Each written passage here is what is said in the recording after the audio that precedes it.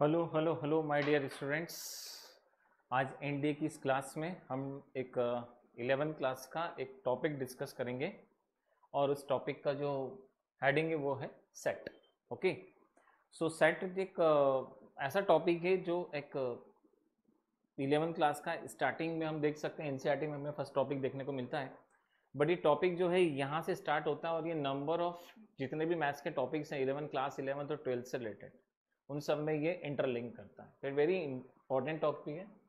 तो देखिए, इसको हम थोड़ा सा बहुत आराम से स्टडी करेंगे, इसके सारे पैरामीटर्स हम आराम से डिस्कस करेंगे और हमें देखेंगे कि सेट के अंदर कितने वेराइटीज़ ऑफ क्वेश्चंस हम बना सकते हैं और ये जितने टॉपिक्स अभी आप अपनी क्लास 11th और 12th में करेंगे उसमें ये कितनी तरीके से रिलेटेड हो सकता है। ठीक है, तो सबसे पहले तो देखिए हम इसको स्टार्ट करते हैं और हमारा जो टॉपिक है वो दैट इज द सेट। हम सेट स्टार्ट करने वाले हैं, राइट। कुछ इसकी मैथमेटिकल टर्मोलॉजीज के बारे में हम एक बार डिस्कस कर लेते हैं कि इसका मैथ्स का टर्मोलॉजीज क्या होता है ना। देखिए, कोई एक्सप्रेशन है सेट का, वो कैसे होता है, इसका कैसे इसको एक्सप्रेस किया जाता है। तो सबसे पहले तो हम यहाँ पे अगर सेट की स्टडी कर रहे हैं तो देखिए हमको कोई एक कैपिटल लेटर हमें यूज करना है। ए से लेकर जेड तक हम कोई भी लेटर यूज कर सकते हैं, पहली चीज, राइट। और इसका जो सिंबल होता है सेट को डिफाइन करने का, वो सिंबल ये होता है कि ए इक्वल्स टू में दिस, ये सिंबल। तो सबसे पहले तो अगर हम बात करें कि सेट का सिंबल क्या होगा, तो यहाँ पे आप देखेंगे इसको जो सिंबॉलिकली हम रिप्रेजेंट करेंगे। So A equals to this is the any set. तो this is your basic concept. अब हम यहाँ पे बात करते हैं कि व्हाट इज द मीनिंग, इसका मतलब क्या है, सेट में हमको करना क्या, हमें क्या चीज स्टडी करना है, ऐसा क्या बेसिक कॉन्सेप्ट है सेट के बारे में। तो देखिए, सेट के अंदर हम यहाँ पे कोई एक केस के बारे में स्टडी करते हैं, कोई एक वैलिड टर्म के बारे में डिस्कस करते हैं। जैसे कि हम यहाँ पे एक एग्जांपल लेते हैं और आपको समझाते हैं कि सपोज मैंने आपसे कहा कि मुझे एक ऐसे नंबर्स बताइए नेचुरल नंबर में जो 1 से लेकर 10 तक बिलोंग करते हैं और वो सभी प्राइम नंबर हो। ओके, और उनको सब एक जगह गैदर कर लो आप। तो सेट का मतलब क्या होता है कि इस कर्ली ब्रैकेट के अंदर जो मैंने आपको एक केस दिया है और मैंने आपको क्या बोला है, प्राइम नंबर। ठीक है, और प्राइम नंबर आपको कहाँ से कहाँ तक आपसे बोले कि नेचुरल नंबर जो है वो 1 से कहाँ तक बिलोंग कर रहा है, हमारा 10 तक। इसके अंदर वो सारे नंबर जो हमें मिल रहे हैं वो सारे आप एक जगह गैदर करके बता दीजिए। ठीक है, तो हम क्या करेंगे, कंसिडर करेंगे कि late this is the set ए, और हमने यहाँ पे 1 से लेकर 10 तक। तो देखिए 1 को हम प्राइम कभी काउंट करते नहीं है, तो प्राइम नंबर यहाँ पे हमें कितना मिल जाएगा, एक 2 मिल जाएगा, एक प्राइम हमें 3 मिल जाएगा, प्राइम हमारे पास में 5 आ जाएगा, प्राइम हमारे पास 7 हो जाएगा। तो हम देखेंगे देयर आर द 4 हमको यहाँ पे नंबर्स मिलेंगे जो किसी प्राइम को रिप्रेजेंट कर रहे हैं। ऐसे अब आप समझ गए होंगे हम ऐसे नंबर ऑफ केसेस स्टडी कर सकते हैं किसी सेट के अंदर। तो सेट का यूज क्या है, तो सेट का यूज होता है कि कोई भी आपको एक टर्मिनोलॉजीज दी गई है, कोई भी आपको एक कंसेप्ट दिया गया, उस कंसेप्ट को आपको सेट के फॉर्म में रिप्रेजेंट करना है। जैसे कि हम 10th क्लास के अंदर आपसे बोले कि हमने एक इक्वेशन आपको दिया एक्स स्क्वायर माइनस का 3x प्लस का 2 इक्वल्स टू 0, और इसके जो रूट्स आ रहे हैं उसका हमें सेट के फॉर्म में रिजल्ट बताइए आप, सेट के फॉर्म में। तो जब हम इसका फैक्टर निकालेंगे तो हमें मिल जाएगा x माइनस 1 और x माइनस 2 इक्वल्स टू 0, और अल्फा का वैल्यू अगर हम 1 कंसिडर करें और बीटा 2 हो जाए तो सेट ए जो है इसके अल्फा और बीटा को बिलोंग कर रहा था। तो हम देखेंगे इसका जो रूट्स आ जाएगा, the root of this equation we consider that root is 1,2। So ऐसे सारे मैथमेटिकल टर्मिनोलॉजीज को हम सेट के फॉर्म में भी रिप्रेजेंट कर सकते हैं। तो देखिए एक इसका एक एग्जांपल था, ऐसे हम यहाँ पे n नंबर ऑफ एग्जांपल लेके इसकी स्टडी कर सकते हैं। तो फर्स्ट ऑफ ऑल हम देखेंगे तो हमारे पास में सेट के अंदर हमें कोई एक केस गिवन होगा, सेट को हमें रिप्रेजेंट करना है तो हमें उसे इस फॉर्म में रिप्रेजेंट करना पड़ेगा, और उसके जो भी रिजल्ट्स आते हैं उन रिजल्ट्स को इस फॉर्म में मेंशन करते हैं। तो ये एक बेसिक कंसेप्ट था आपके दिमाग में फ्रेमवर्क तैयार करने के लिए। तो इस प्रकार से देखिए हम इनको बहुत इजीली स्टडी कर सकते हैं। तो ये रहा आपका पहला केस। अब चलिए इसको थोड़ा सा आगे बढ़ाते हैं। अब हमें क्या डिस्कस करना है सेट के अंदर, तो देखिए सबसे पहले तो हम डिस्कस करेंगे एलिमेंट,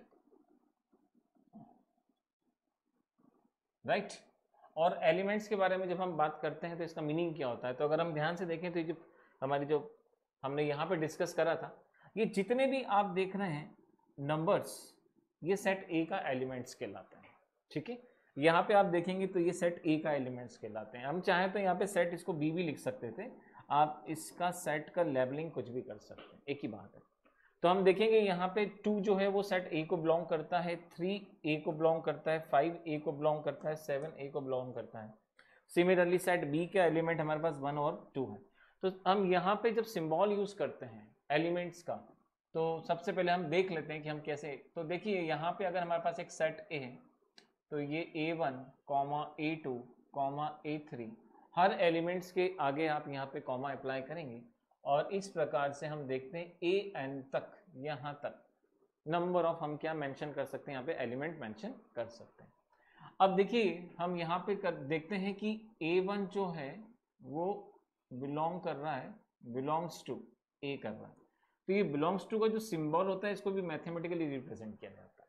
तो हम कैसे रिप्रेजेंट करेंगे कि A1 बिलोंग्स टू ए या A1 is a element of A, आप इसको ऐसा भी बोल सकते हैं। क्लियर है? तो आपने देखा यहाँ पे कि हमने यहाँ पे इसके एलिमेंट को रिप्रेजेंट करा। Similarly A2 is a element of A या A2 बिलोंग्स टू ए। तो सिमिलरली हम जितने भी एलिमेंट्स किसी ए को रिप्रेजेंट कर रहे हैं तो सारे के सारे यहाँ पे क्या होंगे, बहुत इजीली डिफाइंड हो जाएंगे। अब चलिए यहाँ से एक थोड़ा सा कंसेप्ट डिस्कस करते हैं। तो सपोज हम यहाँ पे देखें तो 2 बिलोंग्स टू ए, सही बात है, लेकिन आप देखिए मैं यहाँ पे एक नंबर मेंशन कर रहा हूँ 9 belongs to A, it is not true, ये सत्य नहीं है। तो ये नॉट बिलोंग्स टू को हम ऐसे रिप्रेजेंट करेंगे। सो देखिए जो एलिमेंट ए का है वो इजीली इस फॉर्म में डिफाइंड होगा, और अगर वो एलिमेंट नहीं होगा तो हम उसको इस फॉर्म में डिफाइंड करेंगे। तो एलिमेंट को डिफाइंड करने का तरीका इस तरीके से भी हो सकता है कि वो उसका पार्ट हो सकता है और वो उसका पार्ट नहीं भी हो सकता है। तो इस प्रकार से हम यहाँ पे जब इसको डिफाइन करते हैं तो इसको डिफाइंड हम इस प्रकार से करते हैं। तो देखिए हमने यहाँ पे 2 बेसिक कॉन्सेप्ट सीखे, रिवाइज कर लेते हैं। पहला बेसिक कंसेप्ट हमने डिस्कस करा कि किसी भी सेट को हम रिप्रेजेंट करेंगे कर्ली ब्रैकेट के फॉर्म में। सेकेंड थिंग हमने डिस्कस करा कि जब उसके अंदर कोई एक केस से रिलेटेड कोई डेटा हमारे पास होगा तो उस डेटा को जब हम मेंशन करेंगे तो उसको हम मेंशन करते हैं एलिमेंट्स के फॉर्म में, और एलिमेंट A1, A2, A3 इस प्रकार से ये कितने भी एलिमेंट्स यहाँ पे हो सकते हैं। तो आपने देखा होगा कि हमने सेट को जो डिफाइन करा वो एलिमेंट की इस टर्मिनोलॉजी से डिफाइन करा। तो एक बेसिक कंसेप्ट था। चलिए अब थोड़ा सा फिर हम आगे बढ़ते हैं कि सेट का अगर हमने ये बेसिक कंसेप्ट डिस्कस कर लिया है तो अब हमें देखते हैं कि हमें ये जो सेट का फॉर्मेशन मिलेगा वो कैसा मिलेगा। तो चलिए सेट का फॉर्मेशन हम डिस्कस करते हैं। तो यहाँ पे अगर हम सेट का फॉर्मेशन डिस्कस करें तो देखिए सेट का फॉर्मेशन हम बोल सकते हैं फाइनाइट एंड इनफाइनाइट। अब ये फाइनाइट और इनफाइनाइट कॉन्सेप्ट्स क्या होता है थोड़ा सा हम ये डिस्कस कर लेते हैं। अगर मैं हमसे बोल रहे हैं आप एक फाइनाइट सेट डिफाइन कीजिए। फॉर द एग्जाम्पल मैंने आपसे बोला कि set A is belongs to, A is belongs to, A किसको बिलोंग कर रहा है, वॉवेल्स को। ओके, A बिलोंग करता है वॉवेल्स को। और एक सेट हम B यहाँ पे डिफाइन करते हैं, B is belongs to natural number, right. तो देखिए इन दोनों सेट के अंदर बेसिक डिफरेंस क्या होगा, कहाँ पे हम फाइनाइट टर्मिनोलॉजी यूज करते हैं और कहाँ पे हम इनफाइनाइट टर्मिनोलॉजी यूज करते हैं। तो देखिए यहाँ पे अगर हम देखें तो सेट ए को अगर हम डिफाइन करें तो हमारे पास ए, ई, आई, ओ और यू। हम देखेंगे यहाँ पे तो हमको इस प्रकार से हम सभी कैपिटल ले लेते हैं यहाँ पे। तो इस प्रकार से हम देखेंगे तो हमें यहाँ पे जो लेटर मिलेंगे, आप स्मॉल भी ले सकते हैं, तो इसको हम कैपिटल एक्स ले लेते हैं ए की जगह पे ताकि कंफ्यूजन क्रिएट नहीं होगा। तो सर ए हो सकता है, ई, आई, ओ और यू, राइट। तो आप देखेंगे यहाँ पे हमको जो लेटर्स मिले वो इस फॉर्म में मिले। ये मैटर नहीं करता कि आपने उसको कैपिटल फॉर्म में डिफाइन कराया जब तक कि आपको कोई स्पेसिफिक कंडीशन ना गिवन हो। तो आप चाहें तो यही कैपिटल एक्स आप ऐसे भी डिफाइन कर सकते हैं, A, E, I, O and U, there are the same concept. तो आप देखेंगे एक सेट नंबर ऑफ एलिमेंट्स को सेटिस्फाई करता है और एक कंडीशन बाद में सेट के अंदर नंबर ऑफ एलिमेंट्स इससे ज़्यादा नहीं हो सकते। जब ये एक लिमिटेड एलिमेंट्स के बाद हम इसको लॉक कर देते हैं, बंद कर देते हैं, अब इसके आगे हम मेंशन नहीं कर सकते, वो उस केस को डिफाइंड नहीं करेगा जहाँ पे वो अब इससे ज़्यादा एलिमेंट्स और आ नहीं सकते हैं। ऐसे जितने भी सेट्स होते हैं, all these sets are called, that is called the finite set. हम इन सबको क्या बोलेंगे, these are called as a finite set. Similarly अगर हम सेकंड एग्जांपल लें कि what is the meaning of the natural number of set B, तो देखिए अगर हम सेट बी को अगर यहाँ पे डिफाइन करते हैं, तो सेट अगर हम बी को डिफाइन करें यहाँ पे, तो देखिए सेट बी अगर हम यहाँ लें, तो set B is belongs to 1, 2, 3। आप जानते हैं कि नेचुरल नंबर जो है हम इसको एक टर्म के बाद में हमें इसको छोड़ना पड़ेगा। It is not possible to write down all the numbers because this is the infinite number. So 1, 2, 3, 4 up to dash dash dash dash dash आप देखेंगे तो क्या करेंगे, आप इस सेट को छोड़ देंगे। तो ये सेट अपने आप में डिफाइंड सेट था। आप देख रहे हैं दोनों सेट हमने यहाँ पे डिफाइंड सेट कंसिडर करें। फर्स्ट सेट जब हम स्टडी करते हैं तो फर्स्ट सेट के अंदर हमको दिखता है कि एक सेट एक लिमिटेड टाइम के बाद में ओवर हो जाएगा, लेकिन एक सेट क्या करेगा, कंटिन्यूसली मूव करेगा। तो ये that is called the set B. So अगर हम सेट का फॉर्मेशन स्टडी करते हैं कि सेट जो होगा वो किस प्रकार से डिफाइंड होगा, तो वो एक फाइनाइट भी हो सकता है और एक वो इनफाइनाइट टर्म को भी डिफाइंड करेगा। तो चलिए इसका एक क्वेश्चन लेते हैं, बड़ा इंटरेस्टिंग। यहाँ पे अगर हम आपसे बोलें कि फैक्टर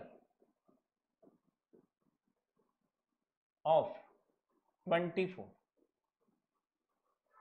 को सेट के फॉर्म में रिप्रेजेंट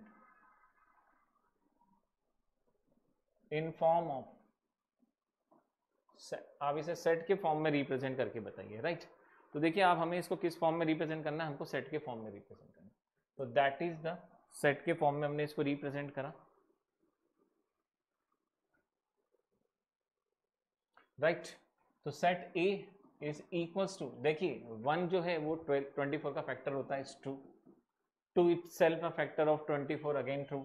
आप देखेंगे 3 जो होगा वो भी क्या होगा, ट्रू होगा। 4 की टेबल में 24 होता है, अगेन ट्रू। 5 हम देखेंगे नॉट पॉसिबल, 6 देखेंगे बिल्कुल possible, 7 is not possible, 8 is a possible, 9 is not possible, 10 is not possible, 11 is not possible, 12 is possible and last number is the 24। 24 खुद एक फैक्टर होता है। इसका मतलब आप देखेंगे तो these are the set which belongs to the factor of 24। ये 24 के फैक्टर्स को क्या करेगा, बिलोंग करेगा। तो आपने देखा यहाँ पे कि हमने इस एक फाइनाइट सेट रिप्रेजेंट करा और फाइनाइट सेट के अंदर हमने देखा यहाँ पे कि ये इस कंडीशन को सेटिस्फाई करता है। अब अगर हम आपसे कहें कि आप मुझे square of natural number define करके दिखाइए, स्क्वायर ऑफ इंटीजर्स डिफाइन करें, और हम जानते हैं कि इंटीजर से एंड नहीं करना है हमें, तो हम इनफाइनाइट नंबर्स यहाँ पे मेंशन कर सकते हैं। तो ऐसे सेट्स को हम फाइनाइट और इनफाइनाइट नंबर्स के अंदर रिप्रेजेंट डिफाइन कर सकते हैं। चलिए तो हमने यहाँ पे क्या क्या डिस्कस करा, हमने सेट का फॉर्मेशन डिस्कस करा, हम सेट को इस फॉर्म में रिप्रेजेंट करेंगे। सेट के अंदर जितने भी केसेस की स्टडी होगी वो एलिमेंट के फॉर्म में अगर हम रिप्रेजेंट करते हैं तो ऑल द एलिमेंट्स आप देखेंगे यहाँ पे वो बिलोंग कर रहे हैं इसको। इसके दो तरह के नेचर्स आप देख सकते हैं। इसका जो पहला नेचर होगा that is called the finite, और एक हो जाएगा इनफाइनाइट। तो फाइनाइट और इनफाइनाइट ये हमें टू टाइप्स, दो प्रकार से हम इसको, they are the two ways to be represent by the any sets. अब चलिए थोड़ा सा आगे बढ़ते हैं। अब हमें नेक्स्ट कॉन्सेप्ट क्या डिस्कस करना है, देखिए हमें सेट डिस्कस करना है how to represent the how to represent any set. आप किसी भी सेट को कितने टाइप से रिप्रेजेंट कर सकते हैं। How to represent the any set, आपको सेट को डिफाइंड करना है तो आप उसको हाउ मेनी, आपके कितने वेज हैं उसको रिप्रेजेंट करने के, ठीक है। तो चलिए अगर हम किसी सेट को डिफाइन करते हैं तो हम उसको कितने तरीके से डिफाइंड कर सकते हैं। तो देखिए इसको बेसिकली हमने टू पार्ट्स में डिवाइड करा, that is the first and that is the second, ठीक है। हम इसको बोलते हैं that is the roster form या टेब्यूलर। ये टर्म हमको कम देखने को मिलती है बट हमें पता होना चाहिए, that is a tabular form. And second हम यहाँ पे डिस्कस करेंगे roster and the tabular form, और सेकेंड इज द यहाँ पे set builder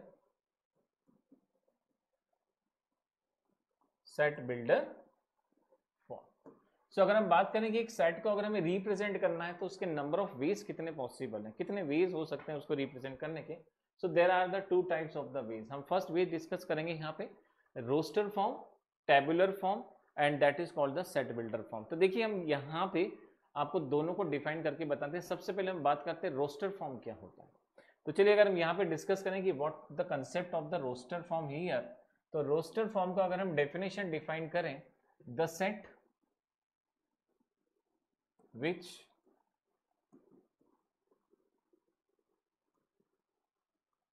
represent in form of elements। अब देखिए यहाँ पे एक बात है, ये एलिमेंट्स फाइनाइट भी हो सकते हैं और इनफाइनाइट भी हो सकते हैं। दिस डजंट मीन दैट कि ये फाइनाइट है या infinite, doesn't mean that. But हम बात कर रहे हैं रोस्टर फॉर्म की, कि रोस्टर फॉर्म क्या होगा, ऐसा सेट जो एलिमेंट्स के फॉर्म में रिप्रेजेंट होगा। एग्जाम्पल आप देखिए, तभी हमने यहाँ पे बहुत सारे एग्जाम्पल लिए हैं। This is the best example. ये देखिए ऑल द एलिमेंट्स, आप देखेंगे ये सभी एलिमेंट्स आपको दिखाई दे रहे हैं। ये सारे के सारे आपको क्या दिखाई दे रहे हैं, एलिमेंट्स के फॉर्म में दिखाई दे रहे हैं। ये जितने भी फॉर्म आपने देखे हैं, these are called as a element form. ये सभी आपको एलिमेंट्स फॉर्म में दिखाई दे रहे हैं, ठीक है। सो हम यहाँ पे जितने भी एलिमेंट्स की स्टडी कर रहे हैं, जितने भी एलिमेंट्स की हम बात कर रहे हैं, वो सारे एलिमेंट्स जो होते हैं, they all are called, that is called the roster form. So अगर हम सेट ए को डिफाइन करते हैं यहाँ पे, जैसे भी हमने इसके पहले प्रीवियस स्लाइड में हमने देखा कि हमने 24 का फैक्टर यहाँ पे डिफाइन करा था। ये 24 का फैक्टर एलिमेंट्स को रिप्रेजेंट कर रहा है। जब कोई सेट एलिमेंट्स को रिप्रेजेंट करेगा तो वो उसका रोस्टर फॉर्म कहलाता है, that is called the tabular form, ठीक है। तो अगर हम बात करें कि हमें यहाँ पे रोस्टर फॉर्म को डिफाइन करना है, तो सर एक सेट एलिमेंट्स को रिप्रेजेंट करेगा, राइट। तो यहाँ पे आप देख सकते हैं कि एक रोस्टर फॉर्म है, और सपोज मैंने यहाँ पे एक सेट ले लिया और मैंने सेट डिफाइन करा कि मुझे 1 से लेके 100 के स्क्वायर रूट फाइंड करना है, राइट। या हमें मान करना है 1 से लेके 10 का स्क्वायर निकालना है, ओके। तो 1 का स्क्वायर हम करेंगे तो 1 आएगा, 2 का स्क्वायर देखिए 4 आ जाएगा, 3 का स्क्वायर 9 आ जाएगा, 4 का स्क्वायर हमें 16 मिल जाएगा। ऐसे ही हम करेंगे तो लास्ट यहाँ पे हम देखेंगे तो ये हमें 100 मिल जाएगा। ये उस एक्सप्रेशन को रिप्रेजेंट कर रहा है, और सारे एक्सप्रेशन यहाँ पे आप देखेंगे तो एक नंबर्स के फॉर्म में, एलिमेंट्स के फॉर्म में रिप्रेजेंट हो रहे हैं। जब सेट इस फॉर्म में रिप्रेजेंट होता है तो ऐसा सेट जो कहलाता है, that is called the roster या टेबुलर फॉर्म। हम इसको इस फॉर्म में रिप्रेजेंट करेंगे। पर आप जब कॉम्पिटिटिव एग्जाम की बात करेंगे तो हमें ये फॉर्म थोड़ा सा कम देखने को मिलता है, हमें दूसरा जो फॉर्म था वो हमें ज्यादा देखने को मिलता है। तो ये आपका पहला केस था। आई होप सो ये कॉन्सेप्ट क्लियर होगा। हम सेकंड को थोड़ा सा डिटेल में स्टडी करेंगे। तो देखिए हम सेकंड कॉन्सेप्ट जो डिस्कस करने वाले हैं, that is a very important, set builder form.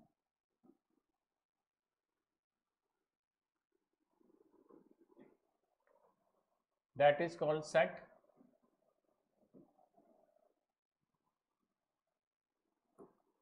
Builder form.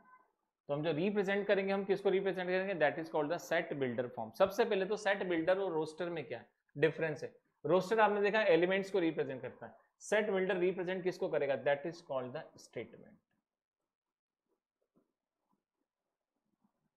या स्टेटमेंट्स। या तो किसी स्टेटमेंट्स को हमें दिया जाएगा और हमें उसको डिफाइन करना होगा, ओके।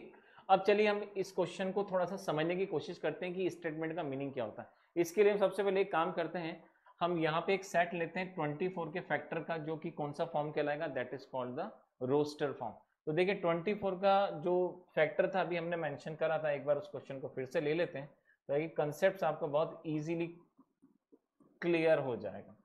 तो आप देखेंगे यहाँ पे मैंने जितने भी एलिमेंट्स लिए थे वो आपको इस फॉर्म में दिखाई दे रहे हैं। अब मैं यहाँ पे मुझे इसको सेट बिल्डर फॉर्म में रिप्रेजेंट करना है, वो कैसे करेंगे। तो देखिए इसको करने का तरीका क्या होता है। सबसे पहले आप इसका थोड़ा सिंबल सीखेंगे। ये सभी एलिमेंट जितने भी हैं, हम इसको एक वेरिएबल से रिप्रेजेंट करते हैं। All are represent by the only one variable, ठीक है। तो सपोज मैंने माना कि ये कोई वेरिएबल है और मैंने इसको कंसिडर करा small x. All are represent by small x, ये सभी स्मॉल एक्स को रिप्रेजेंट कर रहे हैं। अब हमें करना क्या, देखिए हमको उसको डिफाइन करना है। हम कैसे डिफाइन करेंगे, तो ध्यान से देखिएगा हम कैसे डिफाइन करेंगे। हम इसको डिफाइन करेंगे यहाँ पे, देखिएगा ये आप सिंबल करेंगे ऐसा। हम डिस्कस कर रहे हैं सेट बिल्डर फॉर्म। आप यहाँ पे लिखेंगे x and that sign is called, that is called such that. हम इसको क्या बोलते हैं, सच दैट। अगर हम हिंदी में बात करें तो हम बोलेंगे इस प्रकार से, ओके। ये इसका मीनिंग है। तो x such that, this is symbol of such that. कई बार हमको ये सिंबल ऐसा देखने को भी मिलता है, लाइक दिस, ये भी सिंबल पॉसिबल है। पर मोस्ट ऑफ द टाइम आप ये सिंबल देखेंगे कम देखने को मिलेगा, आपको ये सिंबल सबसे ज्यादा देखने को मिलता है। और हर कॉम्पिटिटिव एग्जाम में आपको सेट बिल्डर फॉर्म में ही मैक्सिमम क्वेश्चंस आते हैं। तो हमने देखा x is a such that x इस प्रकार से है, इस टाइप से है। कैसा है x? तो देखिए हम उसको डिफाइन करते हैं यहाँ पे, x is a such that x। अब देखिए मुझे यहाँ पे एक स्टेटमेंट राइट डाउन करना है इंग्लिश में। मेरा स्टेटमेंट और आपका स्टेटमेंट हो सकता है थोड़ा बहुत आगे पीछे हो जाए, लेकिन उसका मीनिंग सेम आना चाहिए। तो यहाँ हम जो स्टेटमेंट डिफाइन करते हैं वो सिंपल इंग्लिश का एक सेंटेंस होता है, वो उसको आपको डिफाइन करना है यहाँ पे। x such that x belongs to anything x, you can apply this term, x is represent, ये टर्म यूज कर सकते हैं। आपको अगर ये टर्म यूज नहीं करना तो आप करेंगे x is belongs to। अब अगर आप ऊपर वाली टर्म लेते हैं देखिए क्या लिखेंगे, x is represent factor of 24। अगर आप ये सेंटेंस के साथ जाना चाहते हैं। अगर आप नीचे वाले सेंटेंस के साथ जाना चाहते हैं तो you will mention that x belongs two factor of 24। ठीक है, नेक्स्ट आप ये भी डिफाइन कर सकते हैं, x is a factor of 24। It means that you can apply any kind of the sentence. आप कोई भी सेंटेंस यूज कर सकते हैं, बट जो सेट आप बताना चाहते हैं उसका मीनिंग प्रॉपर निकलना चाहिए आपके सेंटेंस से। तो कहने का मतलब ये है कि अगर आप किसी सेट को डिफाइन करना चाहते हैं, आप सेट बिल्डर फॉर्म में करते हैं या आप रोस्टर फॉर्म में करते हैं, आपका जो भी सेट का नेचर होता है वो यहाँ पे डिफाइंड होना चाहिए। तो इस प्रकार से आपने देखा, हम यहाँ पे there are the two different ways, उन वेज से हम क्या कर सकते हैं, बहुत इजीली इसको डिफाइन कर सकते हैं। So that is the set builder form. और इसके पहले जो हमने डिस्कस करा था वो कौन सा फॉर्म था, that is called the roster form. तो these are the two different ways by which we can easily apply. I repeat again, ये सेंटेंस आप अपने हिसाब से अरेंज कर सकते हैं, फ्रेम कर सकते हैं, बट आपको ये ध्यान रखना पड़ेगा कि जो x आप डिफाइन कर रहे हैं यहाँ पे, वो x बिल्कुल उस सेट को डिफाइन करना चाहिए जो एक्चुअल में है। तो there are the two ways. तो चलिए हम फिर से आगे बढ़ते हैं। हमने सेट का सिंबल डिस्कस करा आज यहाँ पर। सेकंड हमने डिस्कस करा सेट के अंदर element sign A1 A2 A2। फिर हमने सेट के दो फॉर्मेट डिस्कस करे, एक होगा फाइनाइट और एक होगा इनफाइनाइट। फिर हमने डिफाइन करा कि सेट को रिप्रेजेंट कैसे करेंगे। तो हमने डिस्कस करा कि या तो हमारे पास में रोस्टर फॉर्म होगा या टेबुलर फॉर्म, और नहीं इसके अंदर एलिमेंट्स यूज किए जाएंगे, या हमने डिस्कस करा सेट बिल्डर फॉर्म, इसके अंदर हम सेंटेंसेस को यूज करेंगे। तो इस प्रकार से हम किसी भी सेट को बहुत इजीली स्टडी कर सकते हैं। चलिए थोड़ा सा आगे बढ़ते हैं। अब देखिए हम सेट का जब डिस्कस करते हैं तो वेल डिफाइंड कलेक्शन जो कहलाता है, इसको थोड़ा सा समझते हैं। सर इसका मीनिंग क्या होता है? सबसे पहले तो देखिए, अगर हम कुछ टर्म्स की बात करें कि सेट कैसे फ्रेम किया जा सकता है, उसके लिए एक रिक्वायर्ड कंडीशन क्या है, तो सबसे पहले वो केस इजीली डिफाइंड होना चाहिए। फॉर द एग्जाम्पल, अगर हम आपसे ये कहें कि write the name of all the president of India, easily we can write down, क्योंकि हमें उनके सबके नेम पता है। ओके, अगर हम डिफाइन करें all the prime minister of India, बहुत इजीली डिफाइन कर सकते हैं। जो डेटा हमारे पास अवेलेबल है, चाहे हम उसको सेट बिल्डर फॉर्म में करें या रोस्टर फॉर्म में, बहुत इजीली डिफाइंड कर सकते हैं। That is the first. But कुछ ऐसे सेट होते हैं जो इजीली डिफाइंड ही नहीं किए जा सकते हैं। तो देखिए हम यहाँ पे बात करेंगे डिफाइंड एंड नॉट डिफाइंड। अब डिफाइंड के अंदर क्या होगा, जिसको इजीली आप फाइंड कर सकते हैं, बहुत इजीली फाइंड कर सकते हैं, और वो जिसको फाइंड किया नहीं जा सकता। जैसे सबसे अगर हम इंपॉर्टेंट बात करें कि सबसे beautiful child in the earth या इन द इंडिया, अगर हम बात करें, it is not defined. Beauty कभी डिफाइंड नहीं है। अगर मैं आपसे बोलूं इंटेलिजेंट स्टूडेंट या intelligent person of India, it is not defined. Richest person हम बात करें, it is not defined. Richest का मतलब ये नहीं होता है हम कि हम कई हमारे बिजनेसमैन के हम यहाँ पे नेम डिफाइन कर दें, नो। रिचेस्ट वो नहीं, उनसे भी ज्यादा रिचेस्ट है, और रिचेस्ट अपने आप में डिफाइंड नहीं है। ओके, सो डिफाइंड टर्मिनोलॉजी और नॉन डिफाइंड टर्मिनोलॉजीज की अगर हम बात करें तो सेट उसी को फ्रेम करेगा जो डिफाइंड होगा। ब्यूटीफुल का सिंपल सा कॉन्सेप्ट है, अगर आपको कोई ब्यूटीफुल लग सकता है वो मुझे नहीं लग सकता। क्लियर है? ओके, कोई आपके आप अगर उसको इंटेलिजेंट मानते हैं, मैं उसको इंटेलिजेंट नहीं मान सकता, because intelligence is not defined, honesty is not defined, poor is not defined, okay, rich is not defined, intelligency is not defined, an number of the terminologies which never be defined, जिसको हम defined नहीं कर सकते। जब हम इनको defined नहीं कर सकते तो कभी वो एलिमेंट्स के फॉर्म में नहीं आ सकती, या कभी भी उसको हम सेंटेंस नहीं बना सकते। तो हम हमेशा सेट का वही पार्ट स्टडी करते हैं जो किस फॉर्म में होता है, वो हमेशा एक डिफाइंड पार्ट होता है। तो आपको सबसे पहले तो स्टडी करना पड़ेगा कि जब भी आप कोई एक सेट स्टडी करेंगे वो ऑलवेज एक वेल डिफाइंड कलेक्शन होना चाहिए। जितने भी आपके पास में यहाँ पे एलिमेंट्स आएंगे वो अपने आप में वेल डिफाइंड होना चाहिए, आप उनको बहुत इजीली डिफाइन कर सकें, अदरवाइज वो हमारे सेट का पार्ट नहीं होगा। तो देखिए सेट के अंदर हम जो स्टडी कर रहे थे उसके अंदर ये एक बड़ा इंपॉर्टेंट केस था कि क्या हर किसी का सेट बनाया जा सकता है, बिल्कुल भी नहीं। अब हर केस का सेट पॉसिबल नहीं है उसको बनाना। चलिए आगे बढ़ते हैं।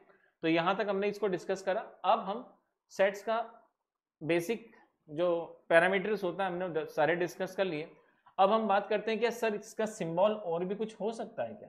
सेट हमेशा कर्ली ब्रैकेट में ही रिप्रेजेंट होता है, क्या इसका और कोई तरीका हो सकता है सेट को डिफाइन करने का? बिल्कुल हो सकता है।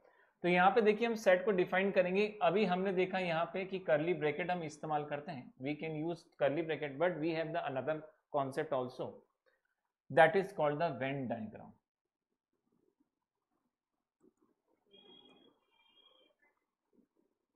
मतलब आप इसको एक वेन डायग्राम के थ्रू भी डिफाइन कर सकते हैं। Sir what the meaning of the Venn diagram?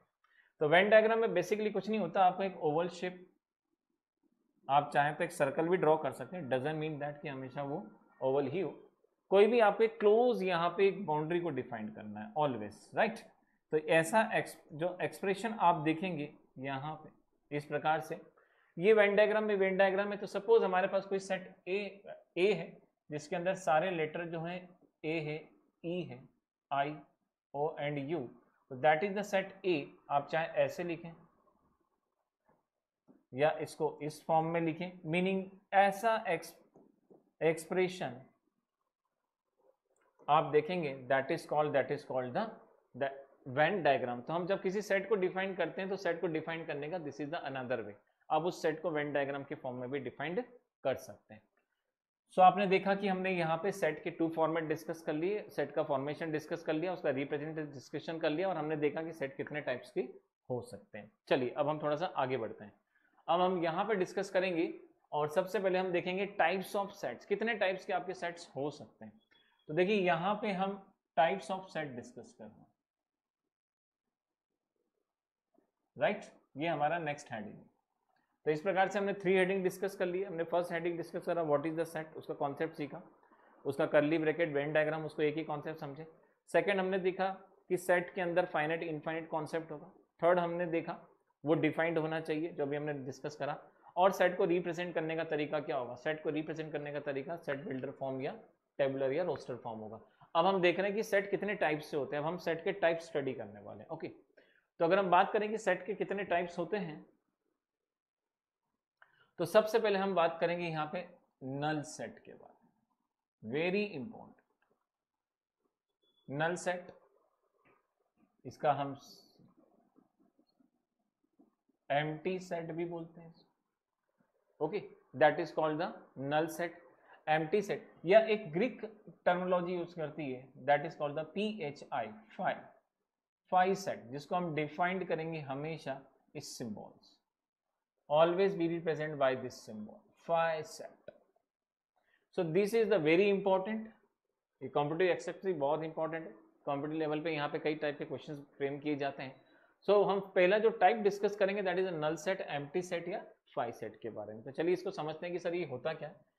सो यहाँ पे आप देखिए, अगर मैंने आपसे कहता हूँ कि यू हैव ए डाइज, आपके पास एक वैलिड डाइज है, right? Okay, and this is the 1 2 3 4 5 and 6, these are the numbers। यहां पे आपने इसको रोल करना है, ओके, वो भी 1 टाइम्स। हम जानते हैं कि 1 टाइम हम इसको रोल करेंगे तो हमें एक आउटपुट मिलेगा 1 2 3 4 5 एंड 6, ओके। बट अगर मैं आपसे बोलूं कि मुझे एक ऐसा सेट चाहिए, देखिए ये आप समझिएगा ये डिफाइंड है, ओके, इसको अनडिफाइंड नहीं मानेंगे जो मैं आपको केस बोलने वाला हूं।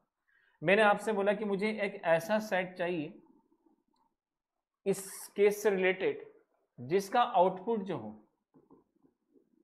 7 हो, उसका आउटपुट कितना होना चाहिए? 7 होना चाहिए। जब हम डाइस को थ्रोन करेंगे वो नीचे आएगा, तो उस कंडीशन के अंदर हमें जो आउटपुट निकल के आए वो 7 निकल के आए। उस सेट को डिफाइंड करके दिखाइए आप। तो देखिए ये अपने आप में एक डिफाइंड कॉन्सेप्ट है, अनडिफाइंड नहीं है, ये दिख रहा है आपको, बट इसके अंदर जो हमने नंबर की डिमांड की वो नंबर इसके पास है ही नहीं। उस कंडीशन में आप क्या करेंगे, यहाँ पे इस सेट के अंदर कोई एलिमेंट अप्लाई नहीं कर सकते आप। जैसे आप इसको थ्रो करोगे कोई ना कोई नंबर आउटपुट मिलेगा आपको, जैसे उसका आउटकम्स आपको मिलेगा वो आउटकम्स यहाँ डिफाइंड नहीं हो सकता। उस कंडीशन में आप क्या बोलेंगे, that is called the there is no element. कई बच्चे क्या करते हैं, इसकी प्लेस पर जीरो लिख देते हैं, इट्स वेरी डिफरेंट, गलत कॉन्सेप्ट है। जीरो अपने आप में एक नंबर होता है। आपके मोबाइल नंबर के अंदर आप देख सकते हैं जीरो का कितना बड़ा इंपॉर्टेंस होता है, आपके घर के एड्रेस में आप देख सकते हैं कितना इंपॉर्टेंस होता है, आपकी गाड़ी के नंबर में आप देख सकते हैं जीरो का कितना इंपॉर्टेंस होता है। वो अपने आप में कोई डिफाइंड टर्मिनोलॉजीज होती है। अगर आप यहाँ पे डिफाइन कर रहे हैं कि सर यहाँ पे कुछ भी नहीं आ रहा है, तो उसकी प्लेस पर अगर आपने जीरो लग दिया, that concept is completely wrong. आप कोई भी एलिमेंट यहाँ अप्लाई नहीं कर सकते, क्योंकि जीरो भी यहाँ पे किसी एक टर्म को डिफाइन करेगा। इसका मतलब सर यहाँ पे अगर हम बात करें कि क्या हमें कोई सेट ए मिलेगा, तो सेट या सेट ए या बी हम कुछ भी सेट ले सकते हैं, बट हमें आउटपुट 7 चाहिए इस केस का। इस केस का आउटपुट 7 हमें पॉसिबल नहीं होगा। उस कंडीशन में हम हमेशा इस सेट को इस फॉर्म में डिफाइन करेंगे। तो इसमें सबसे इंपॉर्टेंट बात यह है कि अगर हमसे कोई बोला जाता है कि हमें नल सेट को डिफाइन करना है कि नल सेट डिफाइंड कैसे हो, तो हमेशा याद रखें आप जो भी सेट यहाँ पे लिखेंगे उसको इस फॉर्म में छोड़ देंगे। ये नल सेट को इस फॉर्म में डिफाइन किया जाता है। नल सेट हो गया, एम्प्टी सेट हो गया, सबका एक ही तरीका है। क्लियर हो गया। और इस प्रकार से आप देखेंगे तो जो 5 सेट होता है ये अपने आप में क्या है, दैट इज इक्वल्स टू 5। ये एक 5 सेट, इसके अंदर कोई एलिमेंट्स नहीं आ सकता, आप इसके अंदर जीरो भी यूज नहीं कर सकते। अगर आपके पास में एक कॉइन है जिसमें हेड और टेल 2 ऑप्शन है, और हम उसको एक बार थ्रोन करें और हम बोले एक बार ही आउटपुट में दोनों एच और टी आ जाए, तो हम जानते हैं कि ये अपने आप में पॉसिबल कंडीशन नहीं होगी। उस स्थिति में क्या कोई सेट फ्रेम कर पाएंगे हम, इसके अंदर कोई सेट फ्रेम नहीं कर सकते। तो इस सेट को जब हम डिफाइन करेंगे वो सेट भी कितना होगा, it would be a 5 set. तो ऐसे n नंबर ऑफ एग्जांपल्स हम देख सकते हैं जिसके अंदर हम इस तरह की चीजों को स्टडी कर सकते हैं। एक केस और डिस्कस करते हैं, एक एम्प्टी सेट का अच्छा एग्जांपल लेते हैं कि मान के चलिए in your school there are the 3 student, they are very good in the chess. Okay, student S1, student S2 and student S3, all 3 are very good in the chess, and you have anyone go out for any competition। किसी भी एक को आप बाहर भेज सकते हैं competition के, या तो सेट स्टूडेंट S1 जा सकता है, S2 जा सकता है, S3 जा सकता है, या पॉसिबिलिटी नहीं है तीनों में से कोई भी नहीं जा सकता है। ठीक है, हो सकता है इनका कोई भी रीजन रहा हो, कोई एग्जाम हो, कुछ आउट ऑफ स्टेशन हो, या उनके वो क्राइटेरिया में फिट नहीं हो रहे हो, पर चाहे तो स्कूल में किसी भी एक को भेज सकता है, या यहां से आप देखेंगे तो किसी एक को भी नहीं भेजेगा। उस कंडीशन में जब स्कूल से no one is going out for this competition, so आप देखेंगे तो जो सेट बनेगा वो कौन सा सेट फ्रेम होगा, that is called the 5 set. So elements आपके पास अरेंज हैं, आपको एलिमेंट्स दिखाई दे रहे हैं, बट वो एलिमेंट उस सेट के अंदर आ रहे हैं कि नहीं आ रहे हैं वो डिपेंड करता है। तो कई बार आप देखेंगे तो उसको डिफाइंड नहीं करेगा, राइट। तो ये हमने देखा यहाँ पे कि that is called the empty या 5 सेट। चलिए अब हम आगे डिस्कस करते हैं। नेक्स्ट हम डिस्कस करेंगे यहाँ पे second is called the subset. Okay, it's a very important. जब देखिए टाइप्स ऑफ सेट हमने डिस्कस करा, इसमें फर्स्ट टाइप हमने डिस्कस करा that is called the empty set. Okay, हम इसका सेकंड टाइप डिस्कस करेंगे, और हम सेकंड टाइप अब डिस्कस करने वाले हैं, और सेकंड टाइप हम यहाँ पे डिस्कस करेंगे subset. So what the meaning of the subset.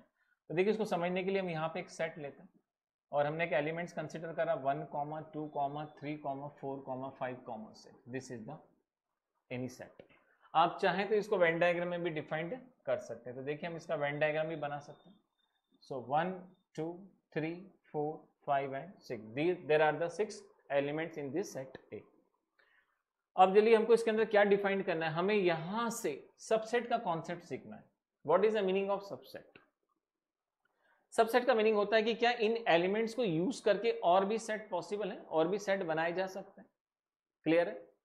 अगर इसको हम बहुत इजी तरीके से समझे कि इंडियन क्रिकेट टीम में 15 प्लेयर्स हैं, और आज मैच होने वाला है, और 15 में से कोई भी 11 खिलाड़ी आज मैच खेलेंगे, तो हमारे पास देयर आर 15 प्लेयर्स और उसमें से 11 ही बाहर जाएंगे। क्लियर है? वो 11 को किस में से जाएंगे? उस 15 के अंदर से ही जाएंगे। तो उन 15 के अंदर से जो 11 बाहर निकल के जा रहे हैं वो उसी का तो ही पार्ट है, उस 15 का। क्लियर? तो जब आप ऐसे एलिमेंट चूज करते हैं जो उस मेन सेट का पार्ट होते हैं, तो वो सारे जो all the sets are called subset. इसको थोड़ा सा समझते हैं। So that is the set B.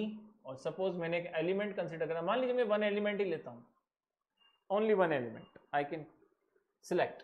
So B is subset of A. B belongs to A, B is a subset of A। और इसको आप सिंबॉलिकली जब डिफाइन करेंगे तो देखिए सबसेट का सिंबल होता है B, that is the symbol. B is a subset of A। Clear हुआ? तो B जो होगा वो A का क्या कहलाएगा? That is called the subset कहलाएगा। आई थिंक आपका कॉन्सेप्ट क्लियर हो गया होगा। यहाँ पे अगर हम चाहें तो एक नया सेट और B1 ड्रॉ ले सकते हैं और उसके अंदर हम यहाँ पे नंबर ऑफ एलिमेंट्स ले सकते हैं। सपोज हमने 1, 2, 3, 4 एक और एलिमेंट चूज कर लिया। आप देखेंगे तो B1 itself a subset of A आपको दिखाई देगा।